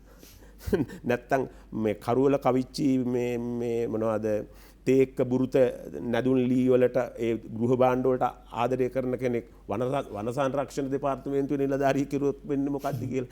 ඒ වගේ තමයි අර කතාවක් තියෙනවා උපාලි මහත්මයා hina වෙන්න බැරි නම් කඩයක් දාන්න එපා ආදරය කරන්න බැරි නම් ගුරුවරෙක් වෙන්න එපා කියලා. hina වෙන්න බැරි නම් කඩයක් දාන්න එපා ආදරය කරන්න බැරි නම් ගුරුවරෙක්. මොකද ගුරුවරයා සහ ළමයා අතර ඔය ලිපි ලේඛන ලිපිකරුවෙක් සහ සාමාන්‍ය ප්‍රාදේශීය ලේකම් කාර්යාලයේ ලිපිකරුවෙක් සහ ගමේ කෙනෙක් ඇවිදින් ඒ කරන ගණදෙනුවට වඩා තමාගේ සේවාලාභියා ළමයා විදිහට සලකන සේවාලාභියා එක්කලා හුවමාරු කරගන්නේ මේ පාඩම් විතරක් නෙවෙයි ආදරය සෙනෙහස දුක වේදනාව සතුට ගුරු භූමිකාවේ තියෙන පෞරුෂය මේ ගුරු භූමිකාව ඇත්තටම සියලු වෘත්තීන් නිර්මාණය කරන භූමිකාවනේ ඕක. ඉතින් ඒකට තෝරාගෙනදී ආකල්ප පරීක්ෂණ කරනවාද ආකල්ප සොයා බලනවා නෑ ඔලු ගෙඩියක් ගෙනල්ලා දානවා ඊට පස්සේ යාගේ වෘත්තික භාවයක් නෑ මේකට ආදරය කරන්නේ නැහැ. දැන් ලොකු අමාරුවක අපි වැටිලා ඉන්නවනේ. දැන් මේකෙන් ගොඩේම මේක වෙනම උසාවියක් අවශ්‍යයි. ඒ ප්‍රශ්න ටික අනිවාර්යයෙන් මේ කරන්නේ පැච් වර්ක්. මට මොහොතේ අවසර දෙන්න ඇමතුම් කරන්න 066 22 83 66 89 කෙනෙක් ඉන්න දුරකථනය ආයිබෝන්. මහනුවරින් විජේසිංහ මහත්මයා ආයිබෝන්. ආයිබෝන් නෑ මම PHR විජේසිංහ මහනුවර. ඔව් කතා කරමු විජේසිංහ මහත්මයා. දැන් කතා කරන්නේ අනිල් පොසුකුමාර මහත්තයාද? ඔව් ඔව්. හරි දැන් අර නඩුවට මොකද ඔය නඩුව නම් කල් ගියා නේද? අර ගුරු සේවයේ මං හිතන්නේ මේ අපේ අර නඩු දෙද කල් ගියා නේද? නඩුවේ වැඩක් නෑ නඩුව. ඔව් විශ්‍රාමික ගුරු විදුහල්පති අර ප්‍රශ්නනේ ඕක ඒක කල් ගිහින් තියෙන්නේ. ඒක දෙවෙනිදාට මොකක් ඒක විත්‍ය පැමිණලා දෙකම එකතර ගිහින් තියෙන්නේ නේද? ඔව් ඒක එහෙම වෙලා තියෙන්නේ මේ පාර්ලිමේන්තුවේදී දැන් ඉදිරියේදී ප්‍රකාශයක් කරනවා කියලා තමයි අවසානට තීන්දුව වෙලා තියෙන්නේ. දැන් කොහොමද 8 වෙනිදා සමුළුවට කොහොමද තත්ත්වයක සංවිධාන ඵලෙත් සිටිනවද කොහොමද? වැඩකට සෝන් කරගෙන යනවද? ඒ කටයුතු කරගෙන යනවා. මම හිතන්නේ අපි අර මාතෘකාවට අවුත්. ඔව් ඒක තමයි විශේෂයෙන් අපිට දැන් ඔය නීතිමය කටයුතු සහ සම්බන්ධව අපි මාධ්‍ය කතා කරන එක බොහොම සදාචාරාත්මක නෑ. ඒක අපිට අයිතියකුත් නෑ. මේ අදාළ විශේෂ සම්බන්ධ ඔබතුමාට මොනවද කියලා ළමා හිංසනය හා පාසල් විනය සම්බන්ධව අපි කතා කරන්නේ මොනවද ගැටලුවක් තියෙනවද විමසන්න? ඔව් බොහොම ස්තුතියි. 066 22 83 666 ඔබට එන්න පුළුවන්. ළමා හිංසනය හා පාසල් විනය පාසලේ විනය ආරක්ෂා කර ගැනීම සඳහා අපි මැදිහත් වෙන්න ඕනේ කොහොමද? එතකොට මැදිහත් වීම ළමා හිංසනයක්සේ සැලකුවොත් ගුරු භූමිකාව මොකද වෙන්නේ? ගුරුවරයා ඔව් කොහොමද ස්ථානගත වෙන්නේ? මේකෙන් අවඩක් වෙයිද? එතකොට දැන් අපි දඬුවම් පමුණුවලා ළමයාට යම් බියවැද්දවීම් කරලා ළමයාට විනය නීති පනවලා සමාජයේ ගොඩ දාගෙන තියෙනවා. දාපහුව අනිත් පැත්තෙන් ගත්තාම එහෙම ප්‍රශ්නකුත් ආපහු එනවා. ඉතින් දැන් අපි දැන් දනුවන් දීපු ඉතිහාසයක් නම් තිබ්බේ. ටිකක් සැර කරලා හරි ළමයි හදන ඉතිහාසයක් නම් තිබ්බේ. දැන් මේ ඇවිල්ලා ඉන්න අස්වැන්නට මොකද වෙලා තියෙන්නේ? බොල් අස්වැන්නක් දැන් මේ කතාව වෙන ඔය මහ විශාල පාතාල සෙනග ගත්තාම ඔවුනුත් හැදුනේ මේක ඇතුළේනේ. ඒකෝල දැන් අපි කොහොමද මේක නිමල් මුණසිංහ මහත්තයා මේක කියවගන්නේ? මේක ටිකක් සංකීර්ණ බවක් තියෙනව නේද මේක ඇතුලේ? දැන් මේ අද චෝදනා ලබන යම් ගුරු භූමිකාව ඔවුන් හැදෙන්නෙත් මේ අධ්‍යාපනය ඇතුලේ. මේ විශ්වවිද්‍යාල පද්ධතිය ඇතුලේ මේ උපාධිවල තියෙන විෂයන් ඇතුලේ හැදෙන්නේ.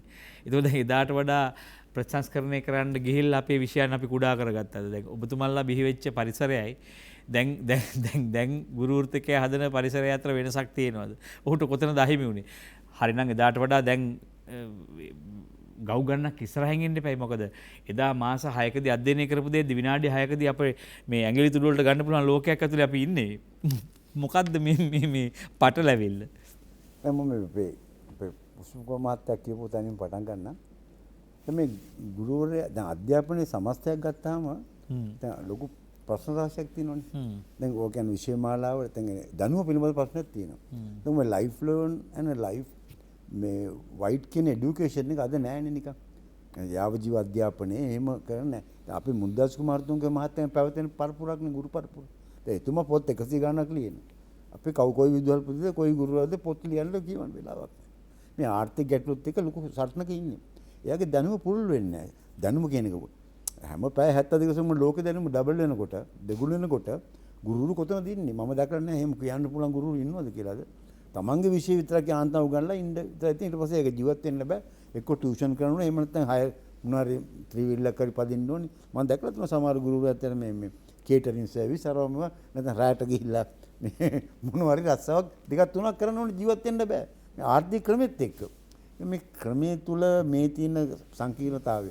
ඒ කියන්නේ ඒ අධ්‍යාපන සමාවස්ථා නැහැ. ගුණාත්මක අධ්‍යාපනයකුත් තියෙනවා කියලා කතා කරනවා. දැන් ප්‍රෙසන්ස් කරන බලන්න කොච්චර ගොඩක් ආවද කියලා. ඇයි අපිට බැරි වුණේ මේක ඉස්සරහට ගෙනියන්න?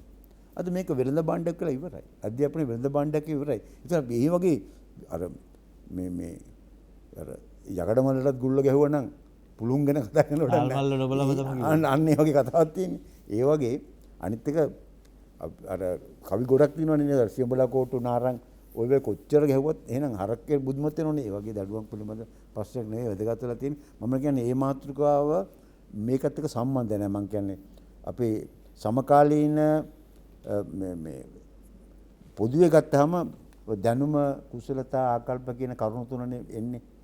එතකොට දැනුම කොග්නිටිව් පැත්ත, ඒ කියන්නේ සංජානන පැත්ත.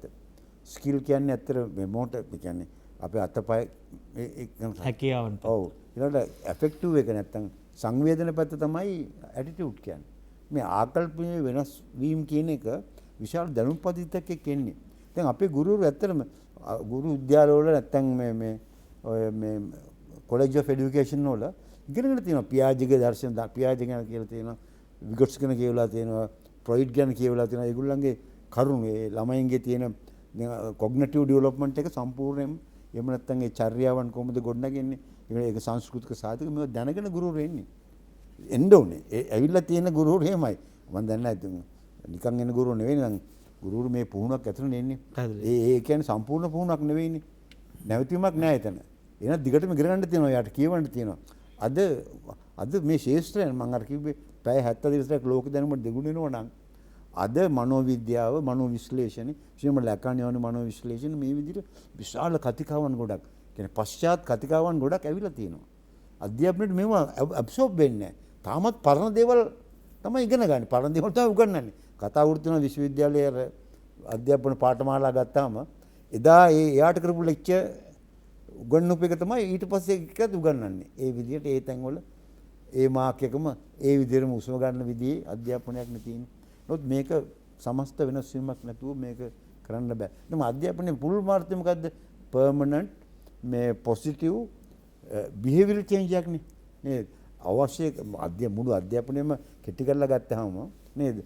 ධනාත්මක චර්යාමය වෙනසක් නේ අධ්‍යාපනයේ බලාපොරොත්තු වෙන්නේ. ඒ වගේම මේ වග කියන්න පුළුවන් පුරවැසියෙක්. නෙමෙයි කියන්නේ knowledgeable person කෙනෙකුට වඩා දැනුම තියෙන මිනිහෙකුට නෙවෙයිනේ. අපි සමාජයට වාක් කියන්නේ ඔහුට යම්සි කාර්යභාරයක් තියෙනවනේ.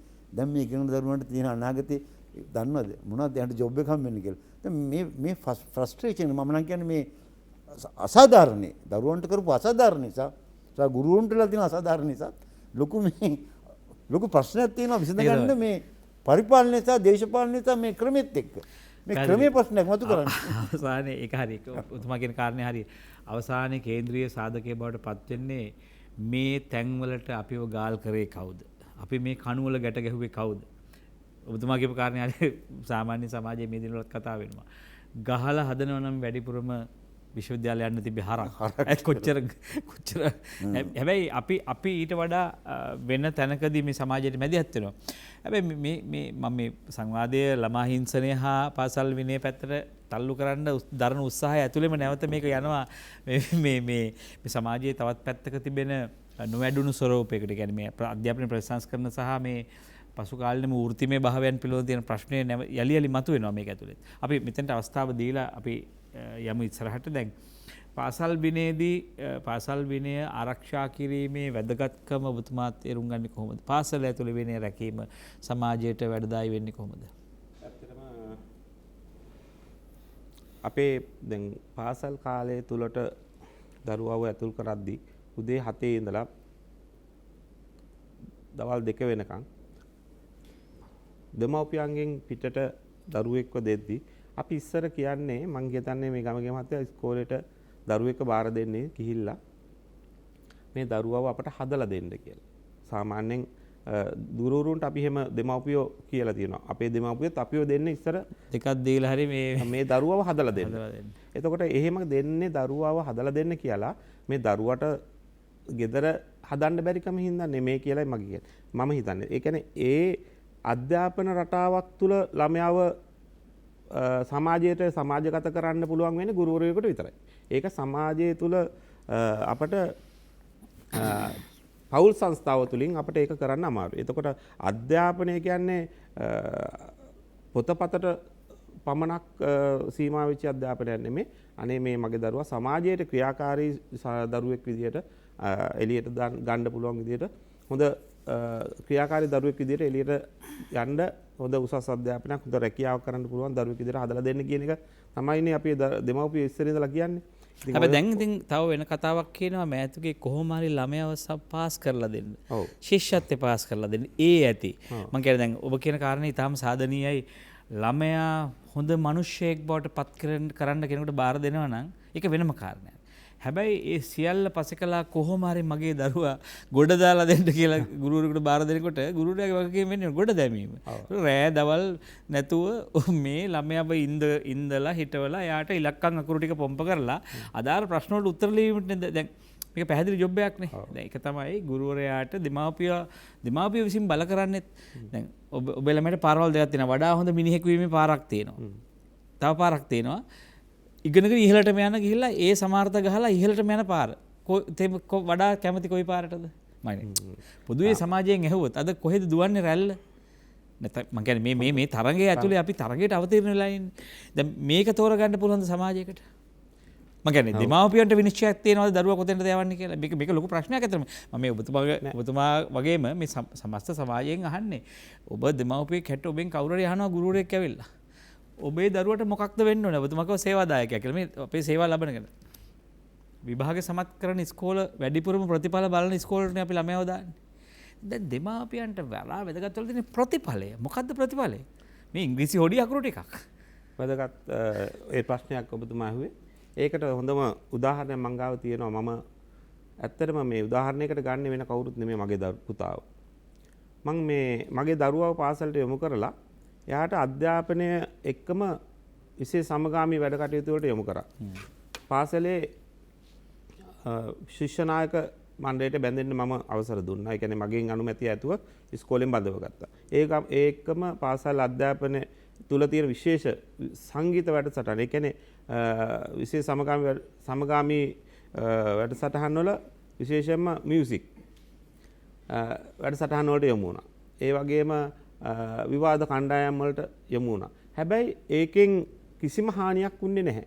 දරුවෙක්ව අධ්‍යාපනය විතරක් ලබන්න පාසලට යවලා අර ඔබතුමා කිව්වා වගේ පොතෙන් ඉගෙනගෙන ගිහිල්ලා එළියට ගිහිල්ලා අර ඒ දවස්වල අපි කියනවා ඉතින් පොත් ගුල්ලොක් වෙනවා කියන කතාවට නැතුව මට උමනාව තිබුණේ අර ඕල් රවුන්ඩර් කෙනෙක් විදියට එළියට යන්න. ඉතින් දැන් ඒ දරුවෝ ඒ විදිහට තමන් පවුලේ ඉන්න දරුවෙක්ව යොමු කරපුවාම පාසල තුලට පාසලේ තියෙන විශේෂ සමගාමී අනිත් බාහිර කටයුතු වලට යොමු කරපුවාම ඒ දරුවා එළියට එන්නේ ගමගේ මාත්‍යා අධ්‍යාපනය හා අනිකුත් සියලුම දැනුම එක්ක. ඉතින් මම ඒවට කවදාකවත් මගේ පවුලෙන් ඒ අවහිර කරේ නෑ දරුවා වෙනුවෙන්. සුදුසු ගමනක් යන්න කියලා එයාට නිදහස දීලා තිබුණා. ඒ හින්දා පාසලෙන් ඉල්ලීම් කරන හෝ පාසලේ තියෙන විශේෂ වැඩ කටයුතු එතකොට ශිෂ්‍ය නායක වගේ එහෙම නැත්නම් අපි හිතන්නකෝ විවාද කණ්ඩායමට හෝ එහෙම නැත්නම් අපේ සංගීත වැඩසටහන් වලට සහභාගී වෙන්න පූර්ණ නිදහස දරුවෙකුට දෙන්න ඕන. ඒ දීපුවාම තමයි ඒ දරුවා පරිපූර්ණ දරුවෙක් වෙලා එළියට එන්නේ. ඉතින් මම ඒකට ඔබ හොඳ ආදර්ශමත් පියෙක් බවට පත් වෙලා තියෙනවා. ඒක වඩා හොඳ දෙයක්. නමුත් මහා සමාජය දිහා බලනකොට අපි පාසල් පද්ධතියත් එක්ක යම් ගනුදෙනු කරනවා. එදා පාසලකට යනකොට වගේ නෙමෙයි අද පාසලකට යනකොට තියෙන කලබලය, ශබ්දය, ගෝසාව, ඒ ළමයෙකුට ඒ ඉවසීම හැදිලා තියෙනවද? එතකොට මේ අපි කියමුකෝ දෙයක් රස විඳින්න, දෙයක් නිහඬව බලාගෙන ඉන්න, පන්තියක වෙනදා වගේ ක්‍රමානුකූලව සවන් දීගෙන ඉන්න මට වඩා ඔබතුමන්ලා මේක අපව නිවැරදි කරන්න. එහෙම සංයමයක් මේ මොහොතේ පාසල් පද්ධතිය ඇතුළේ තියෙනවද? මහා විශාල කලබලයක්. ඔබ දන්නවා සමාජයේ ඊටාම උණුසුම් වෙලා, සමාජයේ කලබල වෙලා, සමාජයේ ලොකු වේග රිද්මයක් ඇතුළේ යන්නේ. ඒ රිද්මේම තමයි ළමා දිනේ ඇතුළේ තියෙන්නේ DJ දාලා පාසල් වල නටන්නේ. මම කියන්නේ මේක මහා ඛේදවාචකයක්. මේවා ඉස්සරහ ගුරු දෙමාපියන් ඔබ කිව්ව අර මහා භූමිකාව. ඔවුනුත් ඔය දරුවන් තලේ මේ මහා සාදයකට ප්‍රිය සංഭാෂණයට සහභාගී වුණා වගේ නටන ජවනිකා පව මේ දවස්වල සමාජ මාධ්‍ය ඔස්සේ සංසරණ වෙනවා. මේ රසවින්දනය දරුවන්ට කියා දෙන හැටියද මේ සම්බන්ධව මේ බොහෝ සමාජයේ යම් දේවල් තියෙනවා. අපි දැන් මේවා සංයමයෙන් විනය කියලා කියන්නේ එක කාල පරිච්ඡේදයක් ඇතුලේ හදන්න පුළුවන් එකක්ද? එහෙම නැත්නම් සමස්ත සමාජයේ ජීවිතේ පුරා බොහොම මේ ජීවිතේ පුරා ඒක ටිකක් ආධ්‍යාත්මික ගනුදෙනුක ස්වරූපයෙන් ගොඩනගන්න ඕන එකක්. ඔහුගේ ජීවන රිද්මය, ඔහුගේ ජීවන දර්ශනය හා බැඳුණු ක්‍රියාවලියක් විනය කියන එකයි. ඒක කෝටුවකින් හෝ දඬුවමකින් හෝ රැවීමකින් ගැරවීමකින් එරවකින් හදන්න පුළුවන් දෙයක් නෙවෙයි. සාර්ව ගතිගුණ සහිත අධ්‍යාපනයකින් පොහොසත් තැනකින් කරන්න පුළුවන්.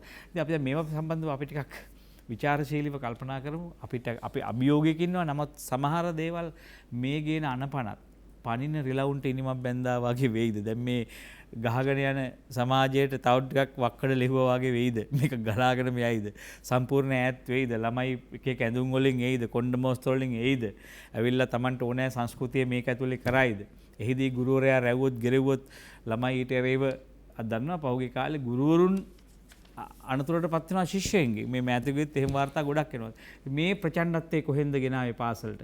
ඒකට ප්‍රතිප්‍රහාරය ඊට වඩා ප්‍රචණ්ඩ වෙයිද? මේ යුද්ධයකට යයිද වගේ කතා මේක ඇතුළේ තියෙනවා. අපි ගිහිල්ලා නම් විරාමයට 066 22 83 609 ළමා හිංසනය හා පාසල් විනය. පාසල් විනය වැදගත් වෙන්නේ සමාජ විනයට කොයි ආකාරයෙන්ද? අපි කියව ගමු. ගිහිල්ලා නම් විරාමයට රැඳෙන්න. ළමා හිංසනය හා පාසල් විනය යද මාතෘකාව නිනාද සජීවී සංවාදයේ සමගයි ඔබ එක්වන්නේ 066 22 83 609 අපේ දුරකථන අංකේ. අපි කැමති පුත්තලමට යන්න. පුත්තලමින් ධර්මරත්න මහත්මයා ඉන්න අපිට ඒක ආයිබෝන් ඔබතුමාට.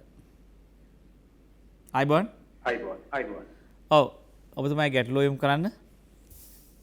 ආයිබෝන් ගමගේ මහත්මයා. ආයිබෝන්. බොහොම ස්තුතියි මේ කාලේන සංවාදයක් ලබා දුන්නට. ඔව්. බොහොම ස්තුතියි කාලේන සංවාදයට. ඔබතුමා කතා කරන්න. ඔව් මම අපේ තන විද්වතුන් මණ්ඩලයේ ඉන්න අපේ ආචාර්ය අනිල් කුමාර මහත්මයා. මම දකින හොඳ ශ්‍රේෂ්ඨ බුද්ධිමත් පුජ්‍යලෙක් හැටියට මම සිසුවෙක් හැටියටයි මම මේ ප්‍රශ්න යොමු කරන්නේ. එතුමාගේ ඒ අතීත කාලේ මම හිතන්නේ මම දන්න කෙනෙක්. ඉතින් අපිට එතුමා මම හිතන්නේ උගන්වපු ඒ කාල පරාසයේදී පොළු මුගුරු වලින් පහර දීලා නැහැ.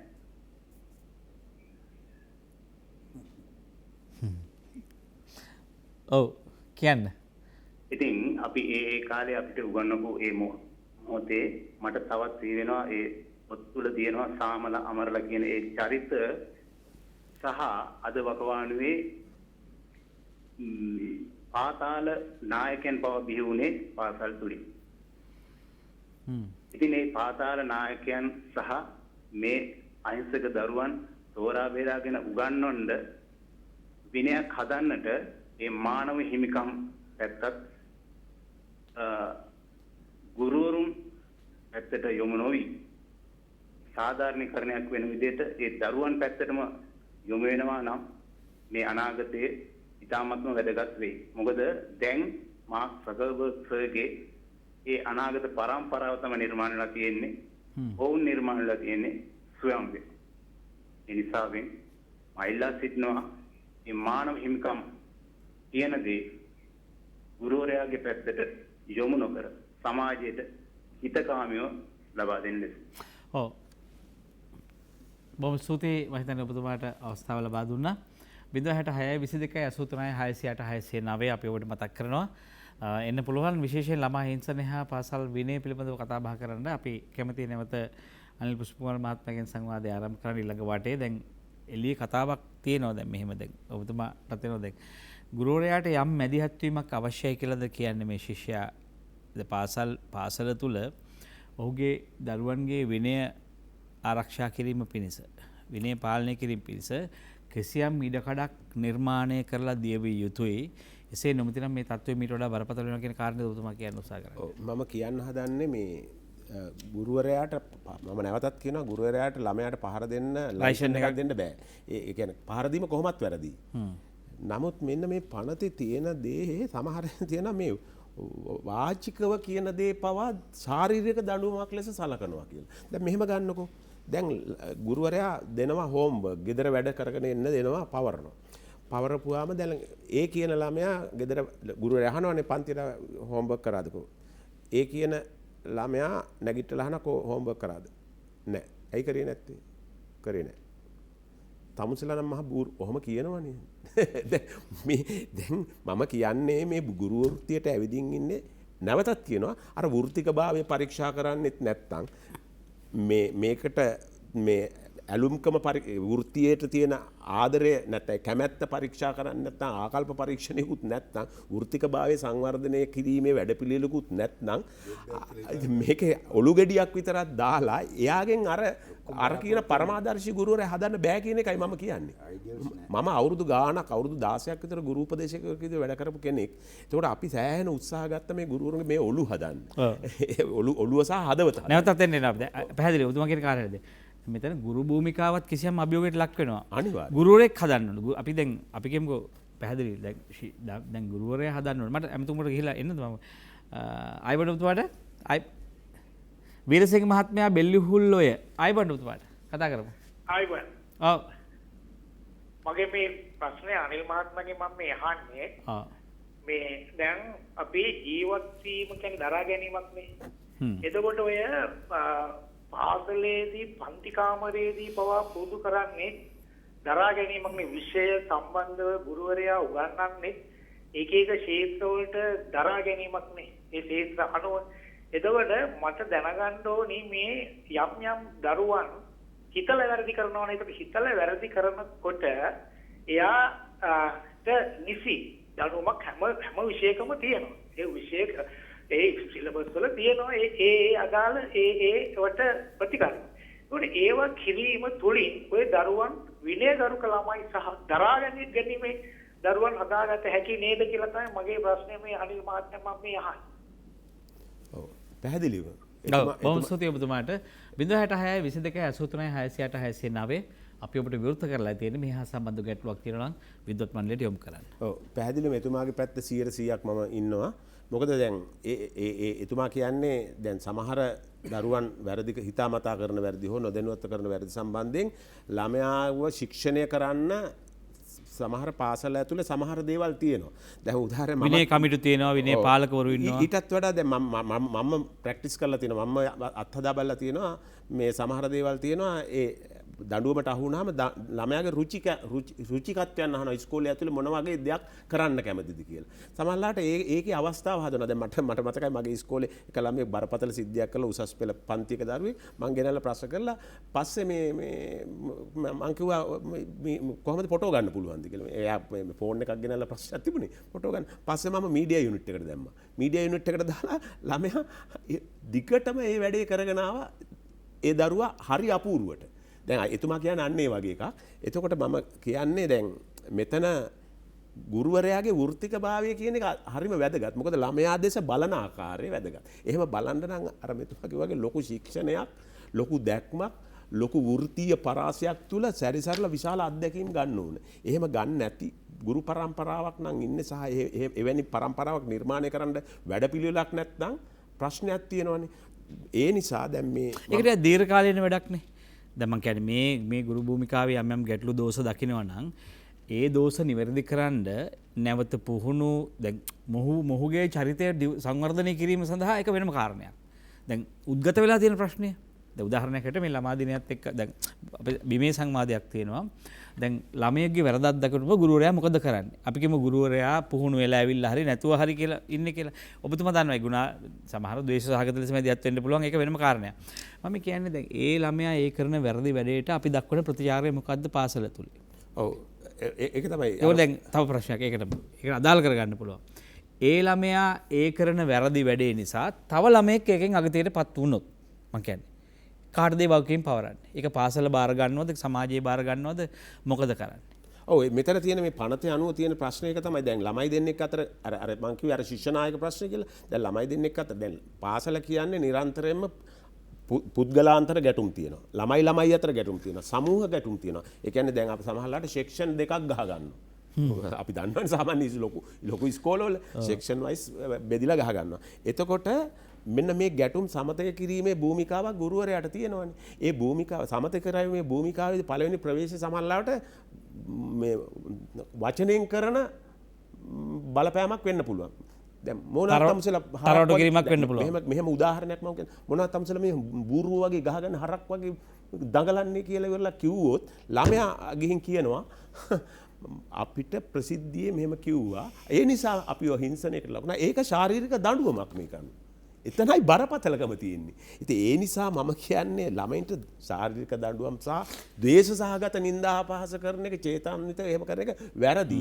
හැබැයි එහෙම නොකරන්නේ දැන් අපි මනස උසස් කරගත්ත වෘත්තිකභාවයෙන් ඉහළ ගුරුවරු එහෙම කරන්නේ නැහැ. එහෙම කරන්නේ නැහැ. ළමයාගේ පෞද්ගලිකත් එහෙම අය හරි අඩුයි.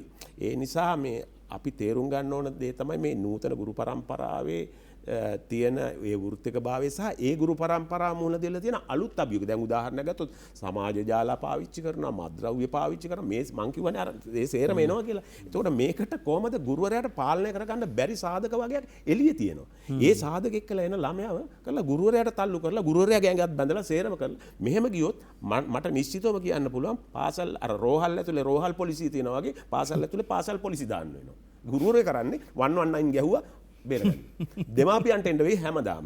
මම කියන්නේ ඊට වඩා සමහර ගුරුවරුන්ගේ පන්තිවල යම් බලයක් අවශ්‍යයි. පීරියඩ් 8ට නඩු 8ක් වැටි අනිවාර්යයෙන්ම. මෙහෙම ගියොත්. ඒ හින්දා මම කියන්නේ යම්කිසි ශික්ෂණයක් ගුරුවරයා ඒක යම්කිසි නීති රාමුවකට දැනටත් උපල් මහත්මයා මේ දණ්ඩ නීති සංග්‍රහය යටතේ ගුරුවරුන්ට දඬුවම් කරන්න පුළුවන්. එහෙම මීට අවුරුදු 15කට විතර කලින් කොළඹ ප්‍රධාන පාසලක එහෙම ගුරුවරු දෙන්නෙක් හිරේ ගිය අවුරුදු 10කට. එහෙම දැනටත් පුළුවන් ඒක දඬුවම් කරන්න. එහෙම ප්‍රශ්නයක් නැහැ. ඉතින් මේක ඇතුලේ තියෙන ප්‍රශ්නය මට තේරෙන්නේ නැහැ. දැන් මේ අපි ළමයාගේ පැත්තෙන් ගත්තොත් ළමයාත් මේ වෙලාවේ හරි ආතතියටපත් වෙලා ඉන්නේ. බිඳුණු පවුල් වල දරුවෝ. මට අවසන් දෙන්න නිමල් මුණසිංහ මහත්තයා ගාවට යන්න. දැන් මෙතුමා කිව්ව කාරණේකම කොටසක් අපි ගමු. දැන් ළමයේ බවට පත් වෙන්නේ මේ පාසල් කාල පරිච්ඡේදය තුළ නෙවෙයිනේ. මග තොටේදී බස් රථයේදී අපි දැක්කා මේ පෞද්ගලික බස් රථවල දැන් පාසලේ කොයිතරම් හොඳ දේවල් කරලා මට ඇමතුමට ගිහිල්ලා එන්නම්. අයිබන් ඔබට අයිබන් දැනිකමෙන් ජයරත්න මහත්මයා මම මේ ප්‍රශ්න යොමු කරන්නේ. ඔව්.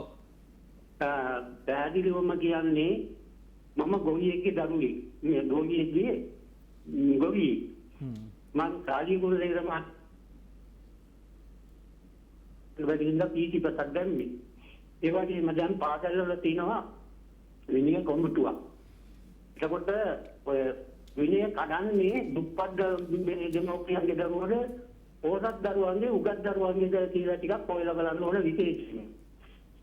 ඒකයි මම ඔය ඔතුමාගෙන් අහන්නේ මේ කවුද කියලා අපි හොයන්න ඕනේ. මේ කඩන්නේ ඒවා මේවා කරන්නේ. එහෙනම් ඒරුවන් කරනවා. බොහොම ස්තුතියි තෙරුවන් සරණයි 066 22 83 666 අපි ඔබ ළඟ ඉන්නේ කතා කරමු. ඔබට අපිට අදාළ ප්‍රශ්නයක් විනය ආරක්ෂා කිරීම විනය ශික්ෂණය තමයි සමාජයක් ලස්සන කරන්නේ සමාජයක පිළිවෙල හදන්නේ සමාජයේ හැඩේ රටක් දියුණු කරන්නේ විනය තමයි. විනය නැති නිසා නෙමේ විනයක් නැති රටක් නිසා නෙමේ අපි මෙච්චර පිරිහුනේ සහ මේ අර්බුදයක් ඇතුළේ තාම ඉන්නේ අපි නේ. හරි නිමල් මහත්තයා දැන් අපි ටිකක් කල්පනා කළොත් එහෙම දැන් මේ කාරණේ ඉතා වැදගත් එකක්. මේ අපි දැන් මේ අවධානය මේ ළමයා පරිහානියටපත් වෙන්නේ ළමයා අගතියටපත් වෙන්නේ පාසල් විෂය ඇතුළේ පාසල ඇතුළේ නෙවෙයි. පාසලට එන්න කලින් 4 ඉඳන් සමහරට 2 3 ඉඳන් 4 ඉඳන් 7 වෙනකම් බස්වල ඔහුගේ කාලය ගත වෙන්නේ. ආපහු 2 ඉඳන් එතනින් පස්සේ ඔහු වෙනත් උපකාරක පන්ති වලින් අපි දකිනවා පාසල් නගරවල යනකොට අපි එදා ඒ කාලේ දැක්කේ නෑ සුදු ඇඳුම් ඇඳගත්ත ළමයි 4ට 5ට යනවා. ඒ 4-5 වෙනකන් තාම සුදු ඇඳුම් ඇඳගත්ත ළමයි ටව් මෙහෙ කැරකෙනවා. ඒ කොයි ඇයි මේ ළමයා වෙන තැන්වල රස්තිය අදු වෙනවා. මේ ළමයා කුමන හෝ ශිල්පයක් මිලදී ගැනීමට. ඒතකොට දැන් මේ එතනින් පිට ළමා හිංසනය පිළිබඳව මොකද්ද තියෙන සුරක්ෂාව? ළමයා රකින්නේ කවුද? මේ ළමා දිනේ අපි ළමා දින වල නටනවා DJ දනාලා නටනවා. හැබැයි මේ සංවා මොනවද මේ උත්සව ඇතුලේ ළමයා ගැන කතා නොකරන එක දුකක් තියෙනවා අපිට. මේ මොහුව අපයෝජනයට ලක් වෙන හිංසනයට ලක් වෙන බරපතල තැන් තියෙනවා. රියදුරු මහතුරු අතින්, බස් කොන්දොස්තරවරුන් අතින්, ත්‍රිරෝද රියදුරන් අතින්, වෙනස් සමාජයේ වැඩිහිටියන් අතින් නිවසේ සමහරට සුරක්ෂාවක් ඔහුට නැහැ. මේ සම්බන්ධව මොකක්ද අපි කළ යුතු දේ ගත යුතු ක්‍රියාමාර්ගය? මෙහි ළමයා කොහොමද අපි ආරක්ෂා කරන්නේ? ඇත්තට වංකුවර ඉස්සලහුව ප්‍රශ්නෙට මම පොඩ්ඩක් උත්තර දෙන්න. අර මාත් එක්ක මේ අපේ දරා ගැනීම කියන කාරණේ ත්‍රියක්ව විශ්වමාලාවත් එක්ක මේක සම්බන්ධ වෙලා තියෙනවා. ඔව්. දැන් 11 වසරේ පොතේ තියෙනවා වැන්ඩලිසම් කියලා පාඩමක්. ඉංග්‍රීසි පොතේ. දැන් මේ වැන්ඩලිසම් කියන්නේ නීති කියන්නේ විනය විරෝධී කටයුතු කරන භූමිකාවනේ. ඇත්තට ඒකේ හොඳට පැහැදිලි කරලා තියෙනවා කොහොමද ළමයි ඉගෙන පෙළඹෙන්නේ කියලා. ඒ සමහරගේ කියන්නේ මේ පාසලේ ඉන්න පුළුවන් බයිසෝල හුලං අරින නැත්තම් ගුරුවරයාගේ පුටුවේ අණයක් තියෙන ඒකට කැමති කරව ගන්න ළමයිට ඉන්නවා. හැබැයි ඒකේ උපදේශ දැන් මේ පාඩම තුල ළමයි ඉගෙන ගන්න එහෙම කරන එක හොඳ නැහැ කියලා. ඒ විදිහට විෂයමාලාවල් සකස් කරලා තියෙන මේ විදිහට. හැබැයි ක්‍රියාත්මක නැති ප්‍රශ්නයක් තියෙනවනේ. දැන් මම උදාහරණයක් කියන්න ඔබ කිව්ව ප්‍රශ්නට වෙන්න.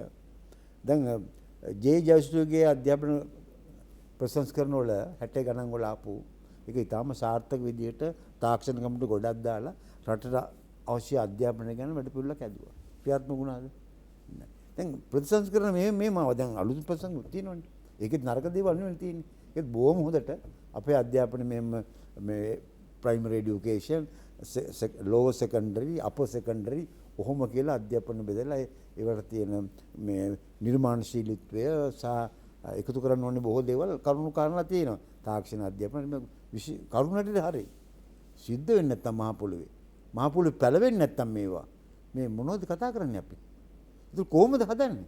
දැන් මේ පාසල් කරන්නේ විධිමත් අධ්‍යාපනය විතරයිනේ. තව තියෙනවා non formal informal කියලා. තව අධ්‍යාපන තියෙනවනේ නිවසින් ලැබෙන ඒවා. ජනමාධ්‍ය අධ්‍යාපන දෙන තැනක්නේ. ඉතින් ඒ වගේ ළමයි ඉගෙන ගන්නවනේ. දැන් මේක පිළිගන්න බෑ විධිමත් විදිහට.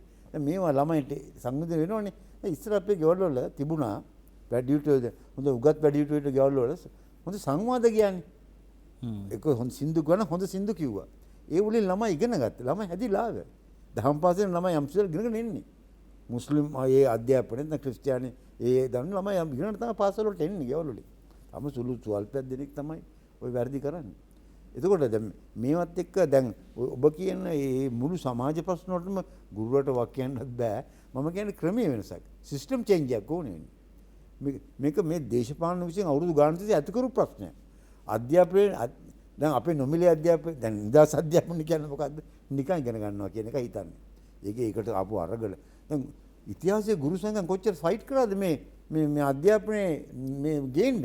කන්නංගරතුමාගේ ඉඳලා කොච්චර විරුද්ධ වුණාද? විශාල අරගලයක් තමයි නිදහස් අධ්‍යාපනය ගෙන නිදහස් සෞඛ්‍ය වගේම. අද මේවා පිරිහිගෙන යනවා මේ යුගයේ හැටි. එතකොට අර කිව්වා වගේ මේ ශිෂ්‍යෝගේ විනය ආරක්ෂා කරන්නේ කොහොමද? සමස්ත ක්‍රමෙම ගැඹුරක්. උදාහරණයක් ගන්න දැන් බලන්න මන්ද පෝෂණය. මිලියන 6ක් දක්වා වැඩි වෙලා තියෙනවා මන්ද පෝෂණය. ඒ ගුණාත්මක ආහාර ළමයින්ට නැහැ. ඒ බේසික් නීඩ්ස්. මූලික අවශ්‍යතාවල් දැක්වෙ ඉන්න දරුවෝ. එතකොට ගෙවල් වලත් අර කියන විදිහට අම්මා රට උගක් රට ගිලන්නේ දැන් රටේ තියෙන අහේනියට මේ රටේ මිනිස්සුනි පලි. ඒ මිනිස්සු ගිහලා තමයි විදේශින් මේ හොයන්න ඕනේ. දැන් මේ මුල්‍ය පාලනයක් නැහැ. එතන ආර්ථිකයේ නන්නත්තරයි ලොකු මේකක් නැහැ. කවුරුත් කියන දේ අහන්නේ බලට යන හැම මිනිස්සුම මේ වාක්‍යයන් උනේ මේ ගුරුවරයාවත් මේවත් නෙවෙයි මේක නම් අර මම නම් හිතන්නේ මේ සංවාදෙම දැන් මේ ওই මාතෘකාව දීලා දැන් මේ මාධ්‍ය වලින් මේ ඇති කර දෙයක් තියෙනව නේද? ඒක නිකන් කටගැස්මක් වගේ නිකන් සමස්ත ප්‍රශ්නේ තියෙද්දි අතුරු ප්‍රශ්නයක් අරගෙන ඒක ගැන වාද කරනවා ලියනවා. ඉතින් ගුරුවරුත් මේක මම දැක්ක කියලා තිබ්බා. මේ ඒක ගුරුවරයාගේ පැත්ත බලන්නේ නැහැ මේකෙන්. මේ බලන්නේ ශිෂ්‍යයාගේ පැත්තට ගුරුත් හසරණයි. දැන් සමහර ගුරුවෙක් මම දැක්ක දාලා තිනවා මේ ගුරු දැන් ළමයි හිතන්නේ අපි මේ paid අපි මේ ගෙවලා ආපු කට්ටිය කියලා කිසි අගය කිරීමක් නැතුව කියලා. නෑ මම හිතන්නේ මේ වගේ කතිකාවක් නිර්මාණය කරලා මේක යම් කිසි විදිහකට මම හිතන්නේ මේ ගසා කෑමක් මාධ්‍ය හරහා කරනවද කියලා මට සැකයකුත් තියෙනවා ඇත්තටම. වෙලා තියෙන්නේ අර අසනීප වෙන තැනක තියෙන්නේ අපි වෙන දෙයකට තමයි උත්තර හොයන්නේ කියලා මම කියනවා. නම සමහර කුඩා ලෙඩ වලින් මහ ලෙඩ හොයාගත්ත හැකි. දැන් මම කියන්නේ මේ රෝග ලක්ෂණ දිහා බලලා රෝග ලක්ෂණේ පරීක්ෂා කරගෙන යනකොට රෝග නිදානේ හොයාගත්ත හැකි. දැන් ඔබතුමා කියන කාරණේ ඊටාම පැහැදිලි. දැන් මේ ක්‍රමවේදයේ වෙනසක් පිළිබඳ බලාපොරොත්තු ඇති වුණා. ඒකෝට දැන් අපි දැන් ක්‍රමවේදයේ මහා වෙනස එකපාරටම කරන්නේ කොහොමද කියලා අපි දැන් හැමදාම ක්‍රමවේදයේ වෙනසක් කියලා මිනිසුනේ වෙනස් කරේ ඔලු ගෙඩි වෙනස් කරා ජනාධිපතිවරු වෙනස් කරා ඇමති මණ්ඩලය වෙනස් කරා හැබැයි කොහේ හරි තැනක තියෙනවනේ දැන් මේ දැන් අපි උදාහරණයක් පාසලේ විනය නැති ළමයි එනවා නම් ඒ පාසලට විනය නැති ළමයි ඉන්නේ සමාජයේ විනය නැති හින්දානේ මම කියන්නේ සමාජීය විනයක් තිබුණා නම් ආයේ පාසලේ අමුතුවෙන් විනය නීති හදන්න ඕනේ නැහැ. දැන් මේ කියන කාරණේ මෙතුමා කියන කාරණේ සමාජීය කාරණේ හා බද්දයි. මම මෙතුමාට ගිහිලා විරාමයකට එන්න මේ කතාව හරිම වැදගත්. මොකද මේකේ මුල් හොයාගන්න ඕනේ මේ මල් ගැන කතා කරන්න කලින්. හැබැයි මේ මුල කියන්නේ මුලින් පොහොර එනවා. මුලින් මුල සිඳින්න නැති කාකල් අපි මේ ගහන අඩත්තු කරනවා. දැන් අපි කියමුකෝ දැන් කිසියම් ආකාරයක මානුෂීය දඬුවම් ක්‍රමයක්. එහෙම මං හිතන්නේ දඬුවමක මානුෂීය භාවයක් දෙයි කියලා. එහෙම කට්ටිය ඉල්ලනවා. දඬුවම නම් දඬුවම තමයි. හැබැයි කිසියම් ආකාරයක යම් දේවල් පාලනය කිරීම සඳහා විනය නීති අත්‍යවශ්‍ය වෙනවා. එකක් අගතියට පත්වීම වැළැක්වීම, පිරිහීම වැළැක්වීම සඳහා විනය පනවනවා. මොකද යම් තාක් කාලයක විනය දැන් උදාහරණයකට පාර යනකොට විනය නීති පැනවෙන්නේ නැත්නම් මොකද වෙන්නේ? තමන් සමහරුන්ට පුළුවන් මද්ද්‍රව්‍ය පානය කරලා යන්න සීමාවක් නැතුව තමන්ට කැමති පැත්තේ යන්න පුළුවන්. තමන්ගේ එකිනෙකාගේ න්‍යාය පත්‍ර වෙනස් නැහැ. තමන්ට හදිස්සියෙන් යන්න තියෙන කටේ හදිස්සි කියනවා. අනිකයි යටකට. දැන් මෙතෙන්ට කොහොමද අපි දෙමාපිය සමාජයෙන් මහා සමාජයේ මනෝභාවයන් හදාගන්නේ? දැන් ඔබ කලින් කිව්ව තත්ත්වය හරි. ඔබ පියෙක් හැටියට හරිම බොහොම සාධනීය විදිහට සමාජ දිහා බලනවා, දරු පරම්පරාව දිහා බලනවා. හැබැයි ඔක සමස්ත සමාජයේ බලනවා නම් නේ ඔය ප්‍රශ්නේ නැත්තේ. එතෙන්ට කොහොමද අපි මේ පත් කරගන්නේ? දැන් මා දන්න තරමින් දෙමාපියෝ පාසල ගාවට ඇවිල්ලා වෙනදා වගේ නෙවෙයි දැන් ගොඩක් අම්මලා ඉන්නේ ඉස්කෝල ගාව. පාසල් ගාව ඉන්නේ. පුළුවන් නම් දරුවගේ පොතට විතරක් නෙවෙයි පරිපාලනටත් දෙබිකම් කරනවා. ගුරු උගන්වනවද නැද්ද කියලා දැන් ඇයි ඔවුන්ට භූමිකාවක් නැහැ. මේ දෙමාපියෝ කොහොමද මේ රැල්ලෙන් ගලවගන්නේ? ඔවුනුත් මේකට වාක් කියන්නේ විනය කියන්නේ එතනත් අදාළයි විනය. බොහොම හොඳ ප්‍රශ්නයක් ගමගේ මහත්තයා. ඇත්තටම මේ සමාජය තුළ ඉන්න හැම දෙමව්පියෙක්ම හැම පවුල් සංස්ථාවක්ම අපට හරිම උගත්කම් දරුවෙකුට කියා දෙන්න පුළුවන් සමාජය මේ අපේ සමාජය තුළ නැහැ. ඒ කියන්නේ හේතුව විවිධ හේතුන් මත. එකක් තමයි අඩු අධ්‍යාපනයේ ඉන්න දෙමව්පියන්ගේ දරුවෝ ඉන්නවා. අනිත් එක තමයි රැකියා කරන විශේෂම උදේ පාන්දර ගිහිල්ලා රැයට දරුවා එන්න රැත් දරුවා නිදා ගන්න වෙලාවට එන උදේ පාන්දර දරුවා නිදන් ඉන්න වෙලාවට රැකියාවට යන දෙමව්පිය පිරිසකගේ දරුවෝ කොටසක් ඉන්නවා. එතකොට ඒ වගේම සමාජයේ ඒ කියන්නේ පවුල තුල රැඳිලා ඉන්න දෙමව්පියන්ගේ දරුවෝ පිරිසක් ඉන්නවා. ඔය සියලු දෙනා තමයි මේ පාසල තුලට යොමු වෙන්නේ. ඔය පාසලේ අපේ විනය කමිටුවක් පාසල තුල තියෙනවා. නමුත් පාසලේ විනය කමිටුව අර ඔබතුමා කිව්වා වගේ මෙතුමාලා කිව්වා වගේ පාසලේ විනය කමිටුවෙන් සම්පූර්ණව පාසලට එන දරුවව විනය හදලා එළියට ගන්න අමාරුයි. ඉතින් ඇත්තටම ඒකේ වැඩි බරක් තියෙන්නේ දෙමව්පියන්ට තමයි. මේ දෙමව්පියන්ගෙන් තමයි මේ ආభాෂය ලබලා දරුවව හදලා දරුවට කියලා දීලා හොඳ නරක කියලා දීලා ಗುಣ ගරුකව ජීවත් වෙන විදිය කියලා දීලා පාසලට විය යුත්තේ. නමුත් අපේ දෙමව්පියන්ට ඒක මගහැරෙන තරඟකාරී ආර්ථික රටාවක් තියෙන මේ අපේ ලංකාව වගේ රටක බොහොම ඉඩකඩ මගහැරෙනවා. ඉතින් ඒ නිසා තමයි පාසලට ඇවිල්ලා පාසලට දීලා කියන්නේ අර මම ඉස්සෙල්ලා කිව්වා වගේ මගේ මේ දරුවව හොඳට හදලා දෙන්න කියලා. ඉතින් විනයක් ඇතු දරුවෙක්ව හදාගන්න පුළුවන් වෙන්නේ ගමගේ මහත්තයා ඇත්තටම පාසල තුලට ඇවිල්ලා ගුරුවරයාගේ දෙන අධ්‍යාපනය එක්කම ගුරුවරයා කියන දේ ගුරුවරයාගේ දෙන උපදෙස් හොඳින් පිළිපැදලා ඉන්න දරුවෙකුට ඒ දරුවා එළියට යනකොට හොඳ දරුවෙක් විදිහට එළියට ගිහිල්ලා දර දෙමාපියන්ට සතුටු වෙන්න පුළුවන්. ඔව් දැන් සමා වෙන්න. දැන් මෙතන ගුරු දෙගුරු දෙකම ඉන්නවනේ. දැන් අම්මා පොත්මල්ලා අරගෙන ගිහිල්ලා අම්මම බර උස්සගෙන ගිහිල්ලා ළමයාගේ ඩෙස් එක උඩින් තියලා අම්මම කොස් අරන් පන්ති අතු ගාලා අම්මම පෙට්ටිය අරන් මේකට තියලා අම්මම හැන්ද අරන් ළමයාට අතට දීලා දැන් මේකනේ අපි ළමයාට ආදරය කියලා කරන්නේ. මීට අවුරුදු 15කට ඉස්සර කලින් කොස් අරන් පන්තියේ නන් ටික බෙදලා අහවල් දවසේ මේ 5 දෙනා පන්ති අතු ගන්න කියලා ළමයි කරපු ක්‍රියාකාරකම් ටික කොහොමද දැන් දෙමව්පියෝ කරනවා. මොකද්ද ඒක එතනින් එහා යන අධ්‍යාපනයේ හොයන අධ්‍යාපනයේ දරුවෙකුට දේවල් ඇසුරු කරන්න දෙන්නේ නැතුව පරිසරය ඇසුරු කරන්න කුණු කසල දැන් දියුණු රටවල පවා අපි දන්න තරමින් ඒ දරුවෝ ලවා මේ කසල එකතු කරනවා. ඒ එහෙම පන්ති අතු ගන්න බැරි ළමයා කවදා හරි පාර සුද්ධ කරගනීද? මං කියන්නේ පුරවැසියෝනේ හදන්නේ මේ. මොකද්ද මේ ඒකට කවුද මේකට ඔබතුමාලා ඉන්නවද ඔබතුමාලා ඉන්නවද? දැන් කවුද මේ වැරද්ද කරන්නේ? ඇයි එක්ක දෙමාපියෝ එක්ක විරුද්ධ වෙලා කියන්න ඕනේ දරුවන්ට මේවා කරලා පුංචි කාලේ ඉඳන් ඔවුන්ට ජීවිතේ ජය ගන්න ඉඩ දෙන්න කියලා. නේ? ලෝකේ කවුරුවත් නැහැනේ කාගවත් කුණුවතු ගන්න. ලෝකේ තමන් ජීවත් වෙන පරිසරය සුද්ධ කර ගැනීම අඩු ගන්න ඒ ගුණාංගයක් තියෙනවා. ඔබතුමා මොකද මේකට කියන්නේ? මම කියන්නේ මේක පොඩි මේ විරාමයට කලින් මේකට එකතු වෙලා උත්තර දෙන්න මට. දෙගොල්ල සම්මුතියකට ඇවිල්ලා. ප්‍රධානම දේ තමයි මේ දරුවන්ගේ පෞරුෂය ගොඩනැගීම සම්බන්ධයෙන් දෙමාපියන්ගේ තියෙන මැදිහත් වීම. ඒගොල්ලෝ හිතනවා ඔය සේවා තේරම කරන එක තමයි දරුවට ආදරය කිරීම කියන එක. ඕකට කියන්නේ මේ කියන්නේ අසාධාරණ දෙමාපිය භාවය. ඒ කියන්නේ අසාධාරණ දෙමාපිය භාවය. ඒ කියන්නේ දරුවාගේ වයසට ගැලපෙන විදිහට දරුවාගේ වගකීම් ඉෂ්ට කරන මමත් දැකලා තියෙනවා පොත් මල්ල අරගෙන එනවා. එතකොට දැන් අපි ඇහුවොත් කසුන් අද වතුර බෝතලේ ගෙනාවද? නෑනේ. ඇයි අම්මා දාලා නැහැ. එතකොට එහෙම හැදෙන ළමයා රජයේ නිලධාරියෙකුනම් අරක දුන්නේ නැහැ මේක දුන්නේ නැහැ. තමයි වගකීම් ඉෂ්ට කරන්නේ නැහැ. එහෙනම් ඔය ඔය රස්සාවක් කරන්නේ සහනාධාර දුන්නේ රජයේ. මට ජීවත් වෙන්න දෙයක් නැහැ. ඒ හින්දා ස්ව සංකල්පය කියන එක ගොඩ නගන්න ඕනේ. ඒක දෙමාපිය අර මෙතුමා කියන කාරණේ හරි සමහර දෙමාපියක නොදැන. ඒ හින්දා තමයි ඇත්තටම විශාල වගකීමක් රජයට අධ්‍යාපන අමාත්‍යාංශයට තියෙනවා. දෙමාපියන් මේ සම්බන්ධයෙන් හැමදාම මම කියලා තියෙනවා අමාත්‍යාංශයේ සමහර සාකච්ඡාවලදී මම පෞද්ගලිකවත් මැදිහත් වෙලා දෙන දෙමාපියන් සඳහා වූ අධ්‍යාපන වැඩපිළිවෙලක්. ඇඩට්ස් එඩියුකේෂන් කියන එක තියෙන්න ඕනේ. එහෙම ප්‍රෝග්‍රෑම්ස් නැහැ දැන් වැඩසටහන. ඊළඟට යන්න කලින් තව කාරණයක් මතුවෙනවා මෙතන. ඒක දැන් මේකේ පාර්ශ්වකරු ගොඩක් ඉන්නවා. ගුරුවරයාගේ තත්ත්වය උසස් කිරීම, ඔහුගේ වෘත්තිමය භාවයේ ගුණාත්මක තත්ත්වයට පරිවර්තනය කිරීම වගේ දෙමාපිය මනෝභාවය, ඔවුන් හිතන පතන විදිය නැවත මේක ගැට ගැහෙන්නේ කොහෙද මේ මහා සමාජ ප්‍රතිසංස්කරණයකට. සමාජ ක්‍රමයට වැරදියට හිතන්න කියලා සමාජයේ කුඩා අංශ නිවැරදි කරන්න යනවා. මම කියන්නේ ඔව් මපුලිය මේකටම ඉස්කෝලේ S5 ගහලා තිනවනේ. නමුත් අපේ මේ සූත්‍රවල ඊට වඩා කරුණු කාරණා තියෙනවා. දැන් ඇත්තට මේ අග්ගඤ්ඤ සූත්‍රය එහෙම ගත්තොත් එහෙම නැත්නම් සිංහල සූත්‍රය එහෙම ගත්තොත් මේ දරුවෝ හදන මේ ඇයි මේවා මිනිසුන්ගේ අධ්‍යාත්මික කිඳා බැලලා නැත්te කියන ප්‍රශ්නයක් තියෙනවා. පිටදේ ගන්නවා. අර සිරිසපදේ කියලා කියන්නේ. ඒ නිසා නැව්වලින් ගෙවල්ලා දැන් අධ්‍යාපනයේ අපි පිටින් ගෙනල්ලා මේ කවා ගන්න. ඊට පස්සේ නැව්වලින් ගේන කෑම ටික කනවා. පිටින් ගේන ඩොලර් දීලා ගන්න පිටි ටික ගිලලා දානවා.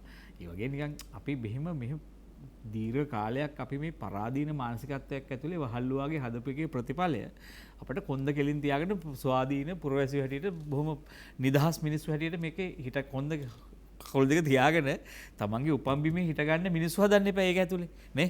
ඒ නිසා අපි ටිකක් මේ අපිට හොඳ සාහිත්‍යයක් තියෙනවා. ඒ කවි ටික විතරයි ඉතුරුලා තියෙන්නේ. නිසා මේවා ඇතුළට ගිහිල්ලා මේ වගේ පුරුෂාර්ථයන් ජීවිතය තුළ පුහුණු කරා නම් මම හිතන්නේ අපිට මේ වගේ පණත් ඕන වෙයි කියලා. ඉතින් හරි කොහොමුණත් අපි මේවා ඉස්සරහ අපේ හැසිරීම හරි වටිනවා. දැන් මේ වගේ ගේන හැම දෙයක් ඉස්සරහම මහජනයා මේවා කියවගන්නේ කොහොමද? ඒවා විශ්ලේෂණය කරගන්නේ කොහොමද?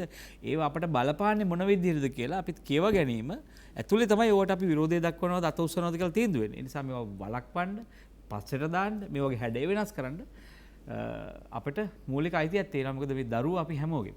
අපි ගිහිල්ලා යනවා විරාමයට රැඳෙන්න අප සමග අපි කතා කරමින් ඉන්නේ ළමා හිංසනය හා පාසල් විනය. පාසල් විනය හරි වැදගත්. පාසල කියලා කියන්නේ ළමයා වසර 13ක් ළමයා පන්ති කාමර වලට දාලා ඌව වාඩි කරලා ඌට පොත්පත් දීලා ආණ්ඩුව ගානේ ඌට සානාධාර දීලා ඌට ජාතික ධනය වියදම් කරලා හදන සත්වයෙක් මෙයා.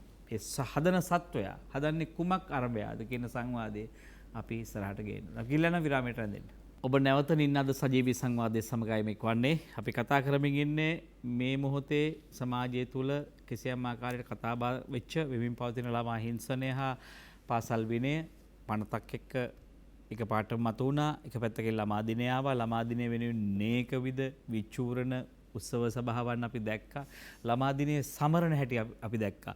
අර මිතුමා කිව්වා වගේ විශාල ළමයි පිරිසකට ආහාර නැතුව මන්ද පෝෂණයෙන් පෙළෙද්දී තව ළමයි පිරිසක් අපචාර සහ මත්ද්‍රව්‍ය වලට අයිස් වැනි දේවල් වලට ඇබ්බැහි වීමේ ප්‍රවණතාවයක් තියෙද්දි සමහර අය වෙනත් මත්ද්‍රව්‍ය දිවයට තියාගෙන මේ වෙන තෘප්තිය හොයන වෙලාවක වේගයෙන් දුවන සමාජයක වේගයෙන් තෘප්තිය හොයන ළමා පරපුරක් ඇතුලේ අපි තව ඒ වේගවත් කිරීමට උත්සව සංවිධානය කළාද කියලා අපිට සැකයක් තියෙනවා. නමුත් මෙන්න මේ කාල සීමාවත් අඩු ගානේ මේ ළමයා මූණ දෙන ඔබතුමාලම කිව්වා ළමයා කියන්නේ තමන් කරන දේ ප්‍රතිඵලය තමන්ට හිතා ගන්න බෑ.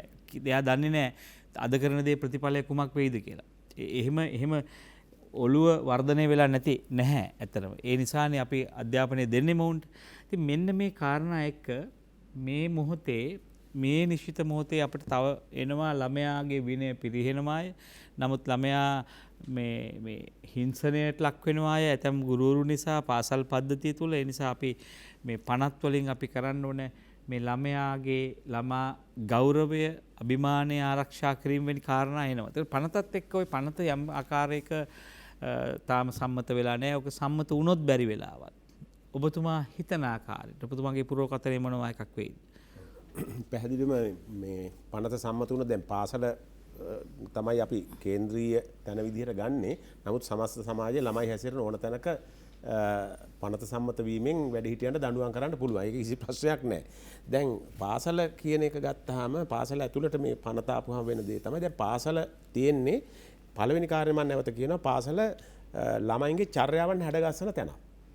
නැවත තවක් කියනවා. නැවත වතාවක් කියනවා. මොකද අමු චර්යාවන් අර සමස්ත සමාජයේ තියෙන අර්බුදත් එක්කලා ඒ ප්‍රශ්නත් එක්කලා මොකද දැන් අපි මෙන්න මෙහෙම හිතමුකෝ. දැන් ළමයින්ගේ චරිතය හැදෙන්නේ කොහොමද කියලා අපි හිතුවොත් දැන් ළමයාගේ චරිතය කැරක්ටර්ස් කියන එක ගත්තාම හැදෙන්නේ අපේ පංචේන්ද්‍රයන් තියෙන 5 windows කියලා කියනවා. මේ පංචේන්ද්‍රයන් වලට ගෝචර වෙන ලෝකයක් තියෙනවා. ඇහෙන, දකින, විඳින දේ.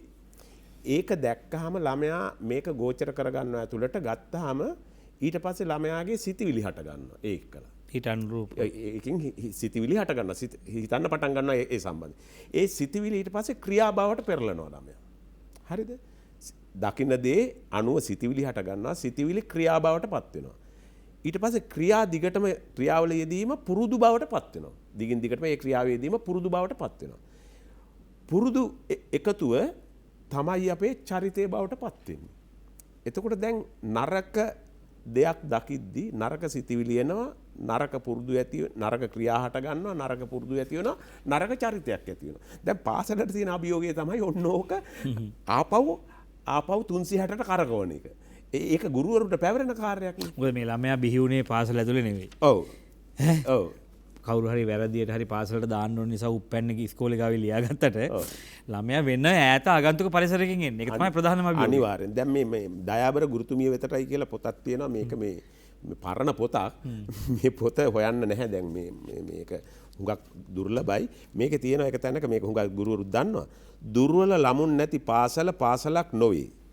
පාසල එවිට නිරෝගී අයට සාත්තු කරන රෝගී අය පිටමං කරන රෝහලක් වෙන්නේ. මේකෙන් කියන්නේ මොකද්ද?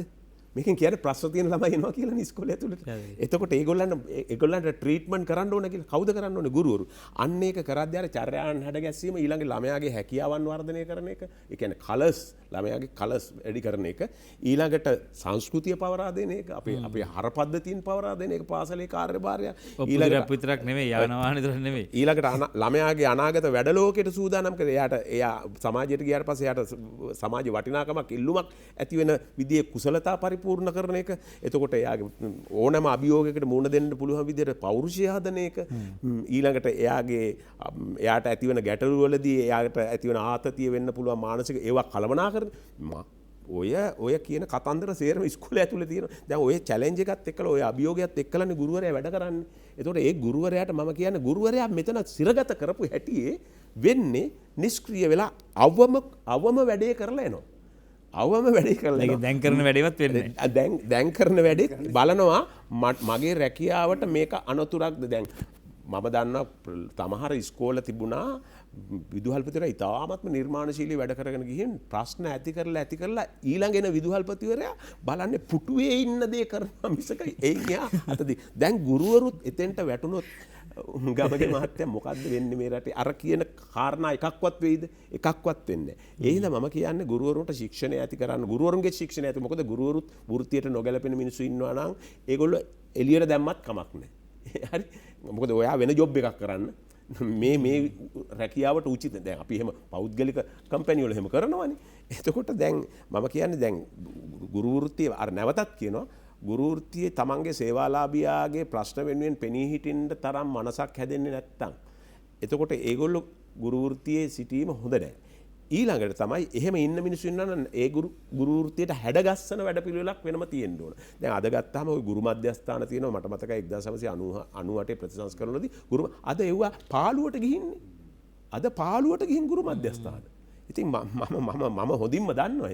ඒ නිසා ඒවා සජීවී කරලා මේ ගුරුවරුන්ගේ වෘත්තිකභාවය වැඩි දියුණු කරන්න විශාල වැඩ මේ නීති පද්ධතිය ගේනවා නම් අනිවාර්යෙන් ඒක කරන්න ඕන. කරේ නැත්තම් ලොකුවම මොකද ගුරුවරු පාසල තුල වැඩේ අතරියත් මොකද වෙන්නේ? ඒ නිසා මම අවසාන වශයෙන් කියනවා මෙන්න මෙහෙම දැන් මේ මං ගාව තියෙන මේක මේ සමාජ මාධ්‍යයේ මීට අවුරුදු ගානකට කලින් ගිය එකක් මේ හිටපු අධ්‍යාපන ඇමති තුමෙක් ගුරුවරයාට ලියපු ලිපිය. දැන් මෙයා ලියනවා AC පෙරේරා මහතා 8 වන ශ්‍රේණිය බාර ගුරු මහතා මහනුවර කිංස්වුඩ් මහවිදුහල මහනුවර ප්‍රශංසා කිරීම. ඔබගේ පන්තියේ ඉගෙනව ලබන මගේ පුත්‍ර මනෝ විජේරත්න විසින් අධ්‍යාපන කටයුතු හරිහැටි නොකිරීම නිසා දඬුවම් කිරීම පිළිබඳ ඔබට ස්තුති කරමි. මෙයට පසුවද මගේ දරුවා පන්තියේ හරිහැටි වැඩ නොකරන්නේ නම් දඬුවම් කර හෝ ඔහු හරි මගට යොමු කිරීම ඔබගේ වගකීමයි. අවංක ගුරු මහත්මයෙකු වන ඔබට මගේ ප්‍රශංසාව පුද කරමි. මෙයට විශ්වාසී වූ නිස්සංක විජේරත්න අධ්‍යාපන ඇමති. මේ ඒ කාලේ දෙමාපියෝ බලාපොරොත්තු වෙච්ච දේ. හැබැයි දැන් දෙමාපියෙක් නම් මෙහෙම ලියන එකක් නෑ මං හිතන හැටියට. දඬුවම් කිරීම කොහොමත් වැරදි. නමුත් දෙමාපියෝ අපි ඇහුවොත් දෙමාපියගේ ඇයි ඒ ඉස්කෝලේට දාන්නේ කියලා අහලා බලන්න උපාලි මහත්තයා ඇයි ඒ ඉස්කෝලේට දාන්නේ? විනය හොඳයිනේ. විනය හොඳයිනේ. විනය හොඳයි කියලා ප්‍රතිඵල හොඳයි කියන එක නෙමෙයි. ප්‍රතිඵල හොඳයි කියන එකට ප්‍රතිඵල හොඳයි කියන නමුත් කියන්නේ ඩිසිප්ලින් පොඩ්ඩක් තියෙන. දැන් මමත් දෙමාපියෙක් විදිහට සමහර ඉස්කෝලේ වල දාදී මම ඩිසිප්ලින් බැලුවා ඇත්තටම. මොකද ඩිසිප්ලින් කියන එක ඉතාලද මගේ පුතා හිටියේ හොස්ටල් එකක. මම හොස්ටල් එක නතර කරේ ඩිසිප්ලින් පිළිබඳ ප්‍රශ්න විදිහට. ඉතින් ඒ නිසා අර ඩිසිප්ලින් කියන එක නැවතත් මොකද ඩිසිප්ලින් කියන්නේ විනය කියන්නේ සංවර්ධන විනය කියන්නේ දියුණුව.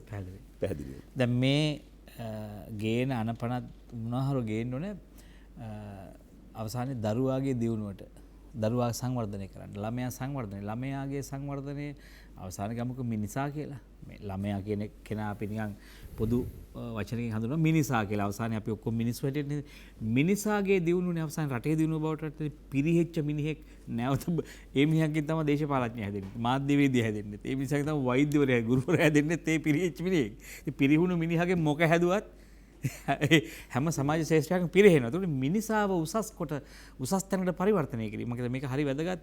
නිමල් මුණසිංහ මහත්මයා දැන් මේ ඔබ කිව්ව ගොඩනගපු කතාව අනුවම මේ සමාජයට අවශ්‍ය ක්‍රමවේදයේ වෙනසක් ඉල්ලනවා දීර්ඝ කාලයක් නේ.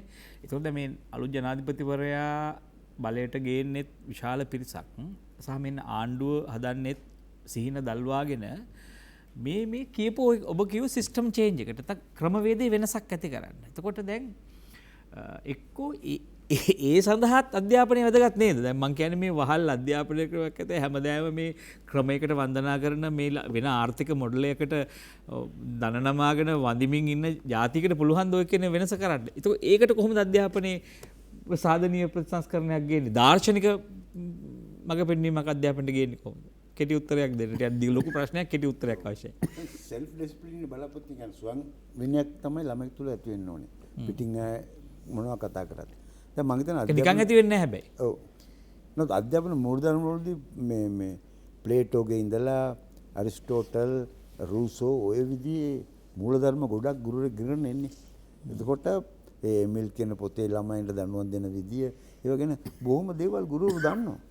දැන් මේ සමාජය හදන වගකීම දැන් අපි වගකීම් පුරවැසියෙක් ගන්න හදන්න යන්නේ. දැනුම තියෙන මිනිත් හදන්න යන්නේ. දෙකනේ ප්‍රශ්නේ තෝරගන්න ඕනේ. දැන් මේ තියෙන මාකට් එකත් එක දැන් এডুকেෂන් මාකට් එක. මේ මාකට් එක තුල හැදෙන්නේ කොයි වගේ මිනිහෙක්ද පාරිභෝගික. දැන් පාරිභෝගික කන්සියුමරිසම් කියන එක ධර්ම වෙලානේ. පාරිභෝගිකවාදය කියන්නේ පාරිභෝගිකවාදය කියන තමයි ආගම. මිනිස්සු බලන්නේ මෙහෙමනේ. අද තියෙන්නේ මානව සම්බන්ධතා බිඳලා ගිහිල්ලා තියෙන්නේ. මිනිස් සම්බන්ධතා නැහැ. අද තියෙන්නේ අර වෙළඳ සම්බන්ධකමක්. මුදලාලි සහ මේ පාරිභෝගික සම්බන්ධක තමයි සමාජය හැදලා තියෙන මහා සමාජය. එතකොට එහෙම ආදරය කියනේවා ඒ සෙනෙහස කියනේවල මිලක් නැහැ. ඒක වටිනාකමක් නැහැ. ඒ බලන්නේ කොහොමද ශිෂ්‍යත්ව පාස් කරවන්නේ? පුළුවන් තරම්. ශිෂ්‍යත්වය ආවේ කොහොමද? ඒක මුලදී ශිෂ්‍යත්වය කියන එකක් දැම්මේ කොහොමද ඒකෙන් තෝරාගත්ත මේ හොඳ දැනුම් සම්භාරයක් තියෙන එක සුබක ළමෙක් ඉන්න පුළුවන් සල්ලි බාගෙන නතුව එයා තෝරලා ඉවරලා එයාට දෙන්න. දැන් හොඳ පාසලක් තෝරගන්න. දැන් මම උදාහරණයක් කියන ඇත්තට මේක හොඳයි රටට කියන එක වික්ටෝරියා ජේ බේකර් ලංකාවට ආව 1988 ගණන් වල. දැන් එයා ඒක පොතක් ලිව්වා අවුරුද්දක් ඉඳලා මොනරාගල මේ සුදු වතුර ආරගෙන ගමේ නේද මම හිතනවා ඔයත් කියවන්න ඇති. the blackboard in the jungle කියලා. ඒක තුන්වෙනි ලෝකයේ අධ්‍යාපන අර්බුදය ගැන ලියවිච්ච අදටත් සලකනවා. අදත් ඒ ප්‍රශ්න විසඳලා නැහැ. දැන් ඒ වගේ පිටරට ඉඳලා සහ මේ රටේ උගතුන් ඇවිල්ලා මේ අධ්‍යාපන ක්‍රමය තුල තිබිච්ච සම්පූර්ණ මේ කරපු සමීක්ෂණ රිසර්ච් රිපෝට් තාමත් ඒ අධ්‍යාපන ආයතනයේ එහෙම නැත්නම් අධ්‍යාපන කොමිෂන් වල මේ පුස්කකා තියෙනවා. කියවලා නැහැ. එතුමේ තමයි මේ පොතේ ලියන්නේ මේවා කියවලා නැහැ කියලා. මේව බලලවත් නැහැ. ඒ වගේ එකක් නේ තියෙන්නේ අපේ රටේ. දැන් එතකොටද ඔබතුමා කියන ප්‍රශ්නේදී දැන් මිනිස්සු ඡන්ද දෙනනේ මේ අපේ නියෝජිතුන් ඉන්නේ.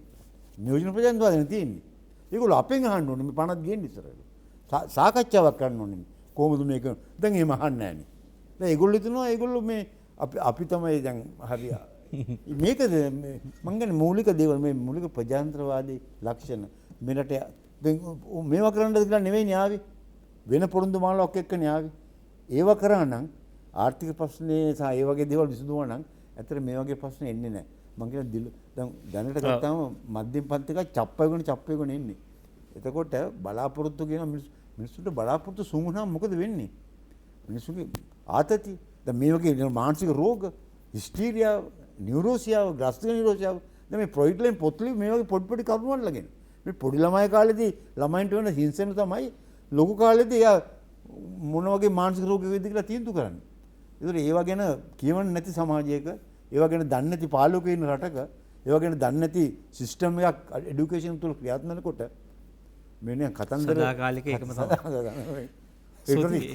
අපි කාලේ බොහොම සීමිතයි. අපි සුජිත් වැලිකල මහත්මයා දැන් ඔබතුමා ටිකක් පියෙක් වගේම සමාජ ක්‍රියාකාරකට අපි ටිකක් සාධනීය යෝජනා ටිකක් කරන්නකො දෙමාපියන්ගේ පැත්තෙන් සහ මේ අලුත් පනතට මොකද්ද කර යුත්තේ මේ මොහොතේ අපි පොදුවේ ඔබතුමා යහපත් ඇයි හිතන දේවල් ටිකක් අපිට කියන්න.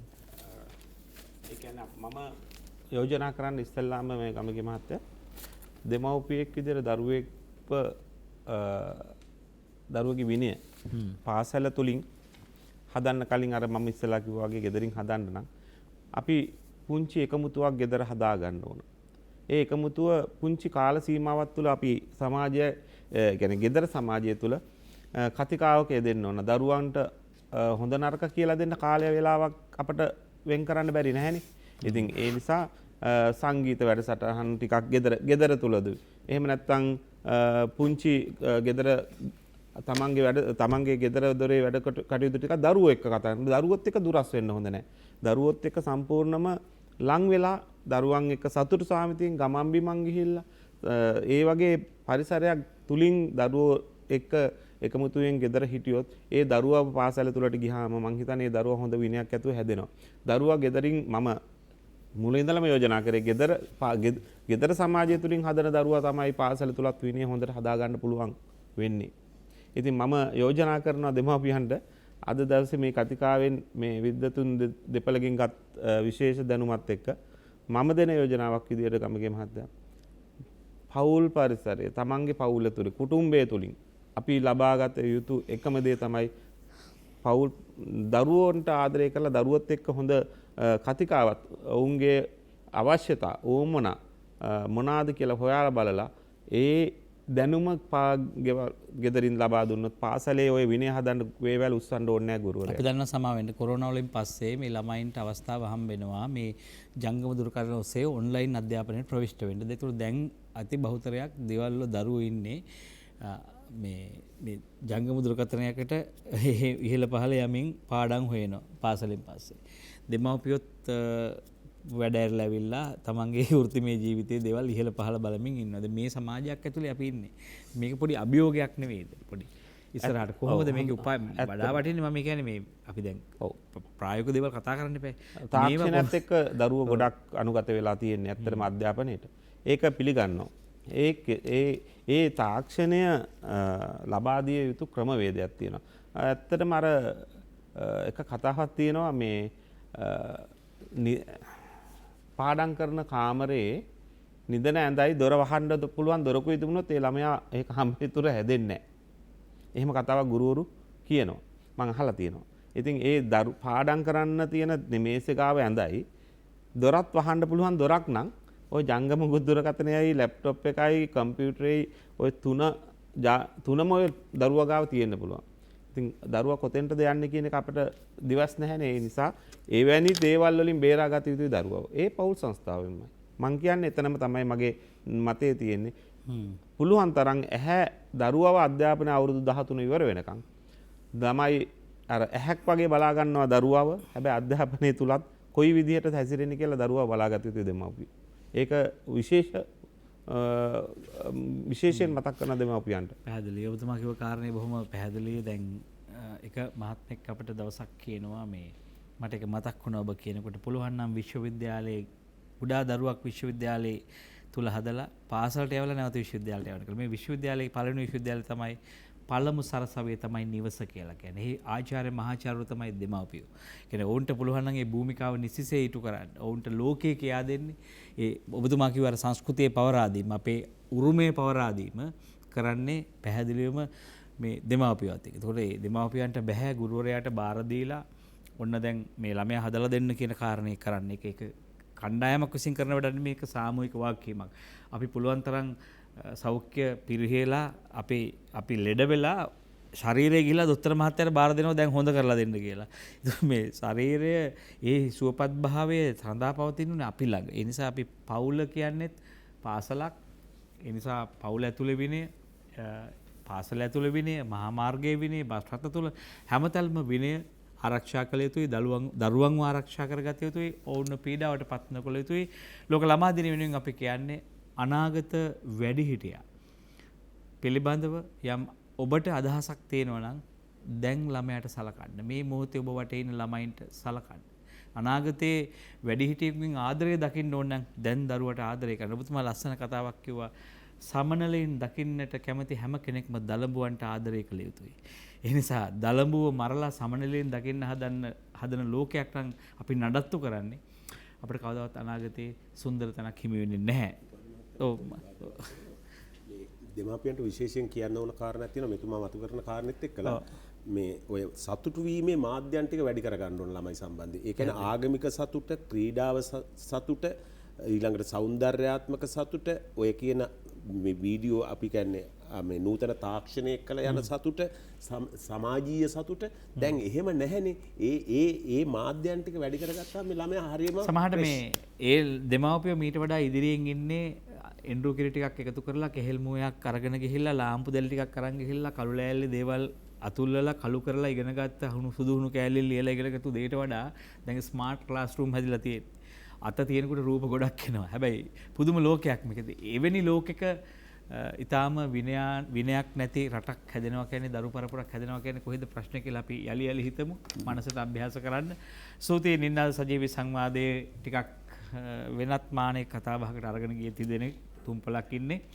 විශ්‍රාමික ගුරු හා විදුහල්පති ජාතික සංගමේ ජාතික සංවිධානයේ ප්‍රධාන ලේකම් ඒ වගේම අධ්‍යාපන උපදේශක අනිල් පුෂ්පකුමාර මහත්මයා බෙහෙවින් ස්තුතියි. මේ දිනවල ඔබ ටිකක් රටේ කතා බහට ලක් වෙන චරිතයක් බවට පත් වෙනවා. හැමතැනම ලොකු ඔබගේ නායකත්වයේ හරි වටිනවා අපිට රටට.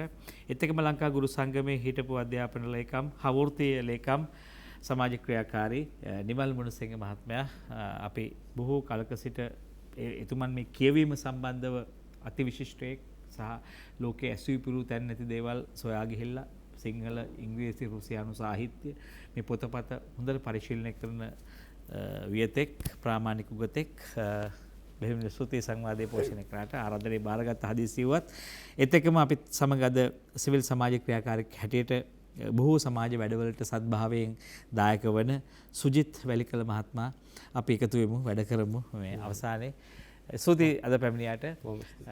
අපි හැමෝගෙම ප්‍රාර්ථනීය හිතතුනි අවසානයේ යහපත් වූ රටක්, හොඳ දරු පරපුරක්, විශේෂයෙන් ලෝක ළමා දිනයේ අභියස අපි මේ ඒ සතිය අභියසමේ ඉන්නේ.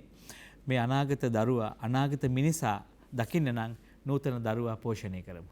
ඔහු ශාරීරිකව පෝෂණය කරනවා වගේම ආධ්‍යාත්මිකව, මානසිකව පෝෂණය කරමු. ඔහුගේ ඥානමය සහ ගුණමය පඨිතයන් ඔසවා තබන්න අපි කළ හැකි හැමදේම කරමු. හොඳම දේ ළමයින්ට කියලා නරකම දේ ළමයින්ට දෙන සංස්කෘතිය නැති කරමු. ඒ නිසා අපි මේකට සමහරලාට උඩුගම්බලා පීනීමක් වෙන්න පුළුවන්. කෙසේවත් කළ යුතුයි. අපි මාධ්‍යයක් හැටියට පෙනී හිටිනවා හැමතැනම වඩා යහපත් ලෝකයක් තරන්න පුළුවන් යහපත් මිනිස්සුන්ටම පමණයි. ඒ යහපත උදා කරගන්න පුළුවන් නිකම්ම හිටියොත් නෙවෙයි, මිනිස්සු තමා සතු කරගත්තොත් ලෝකයම.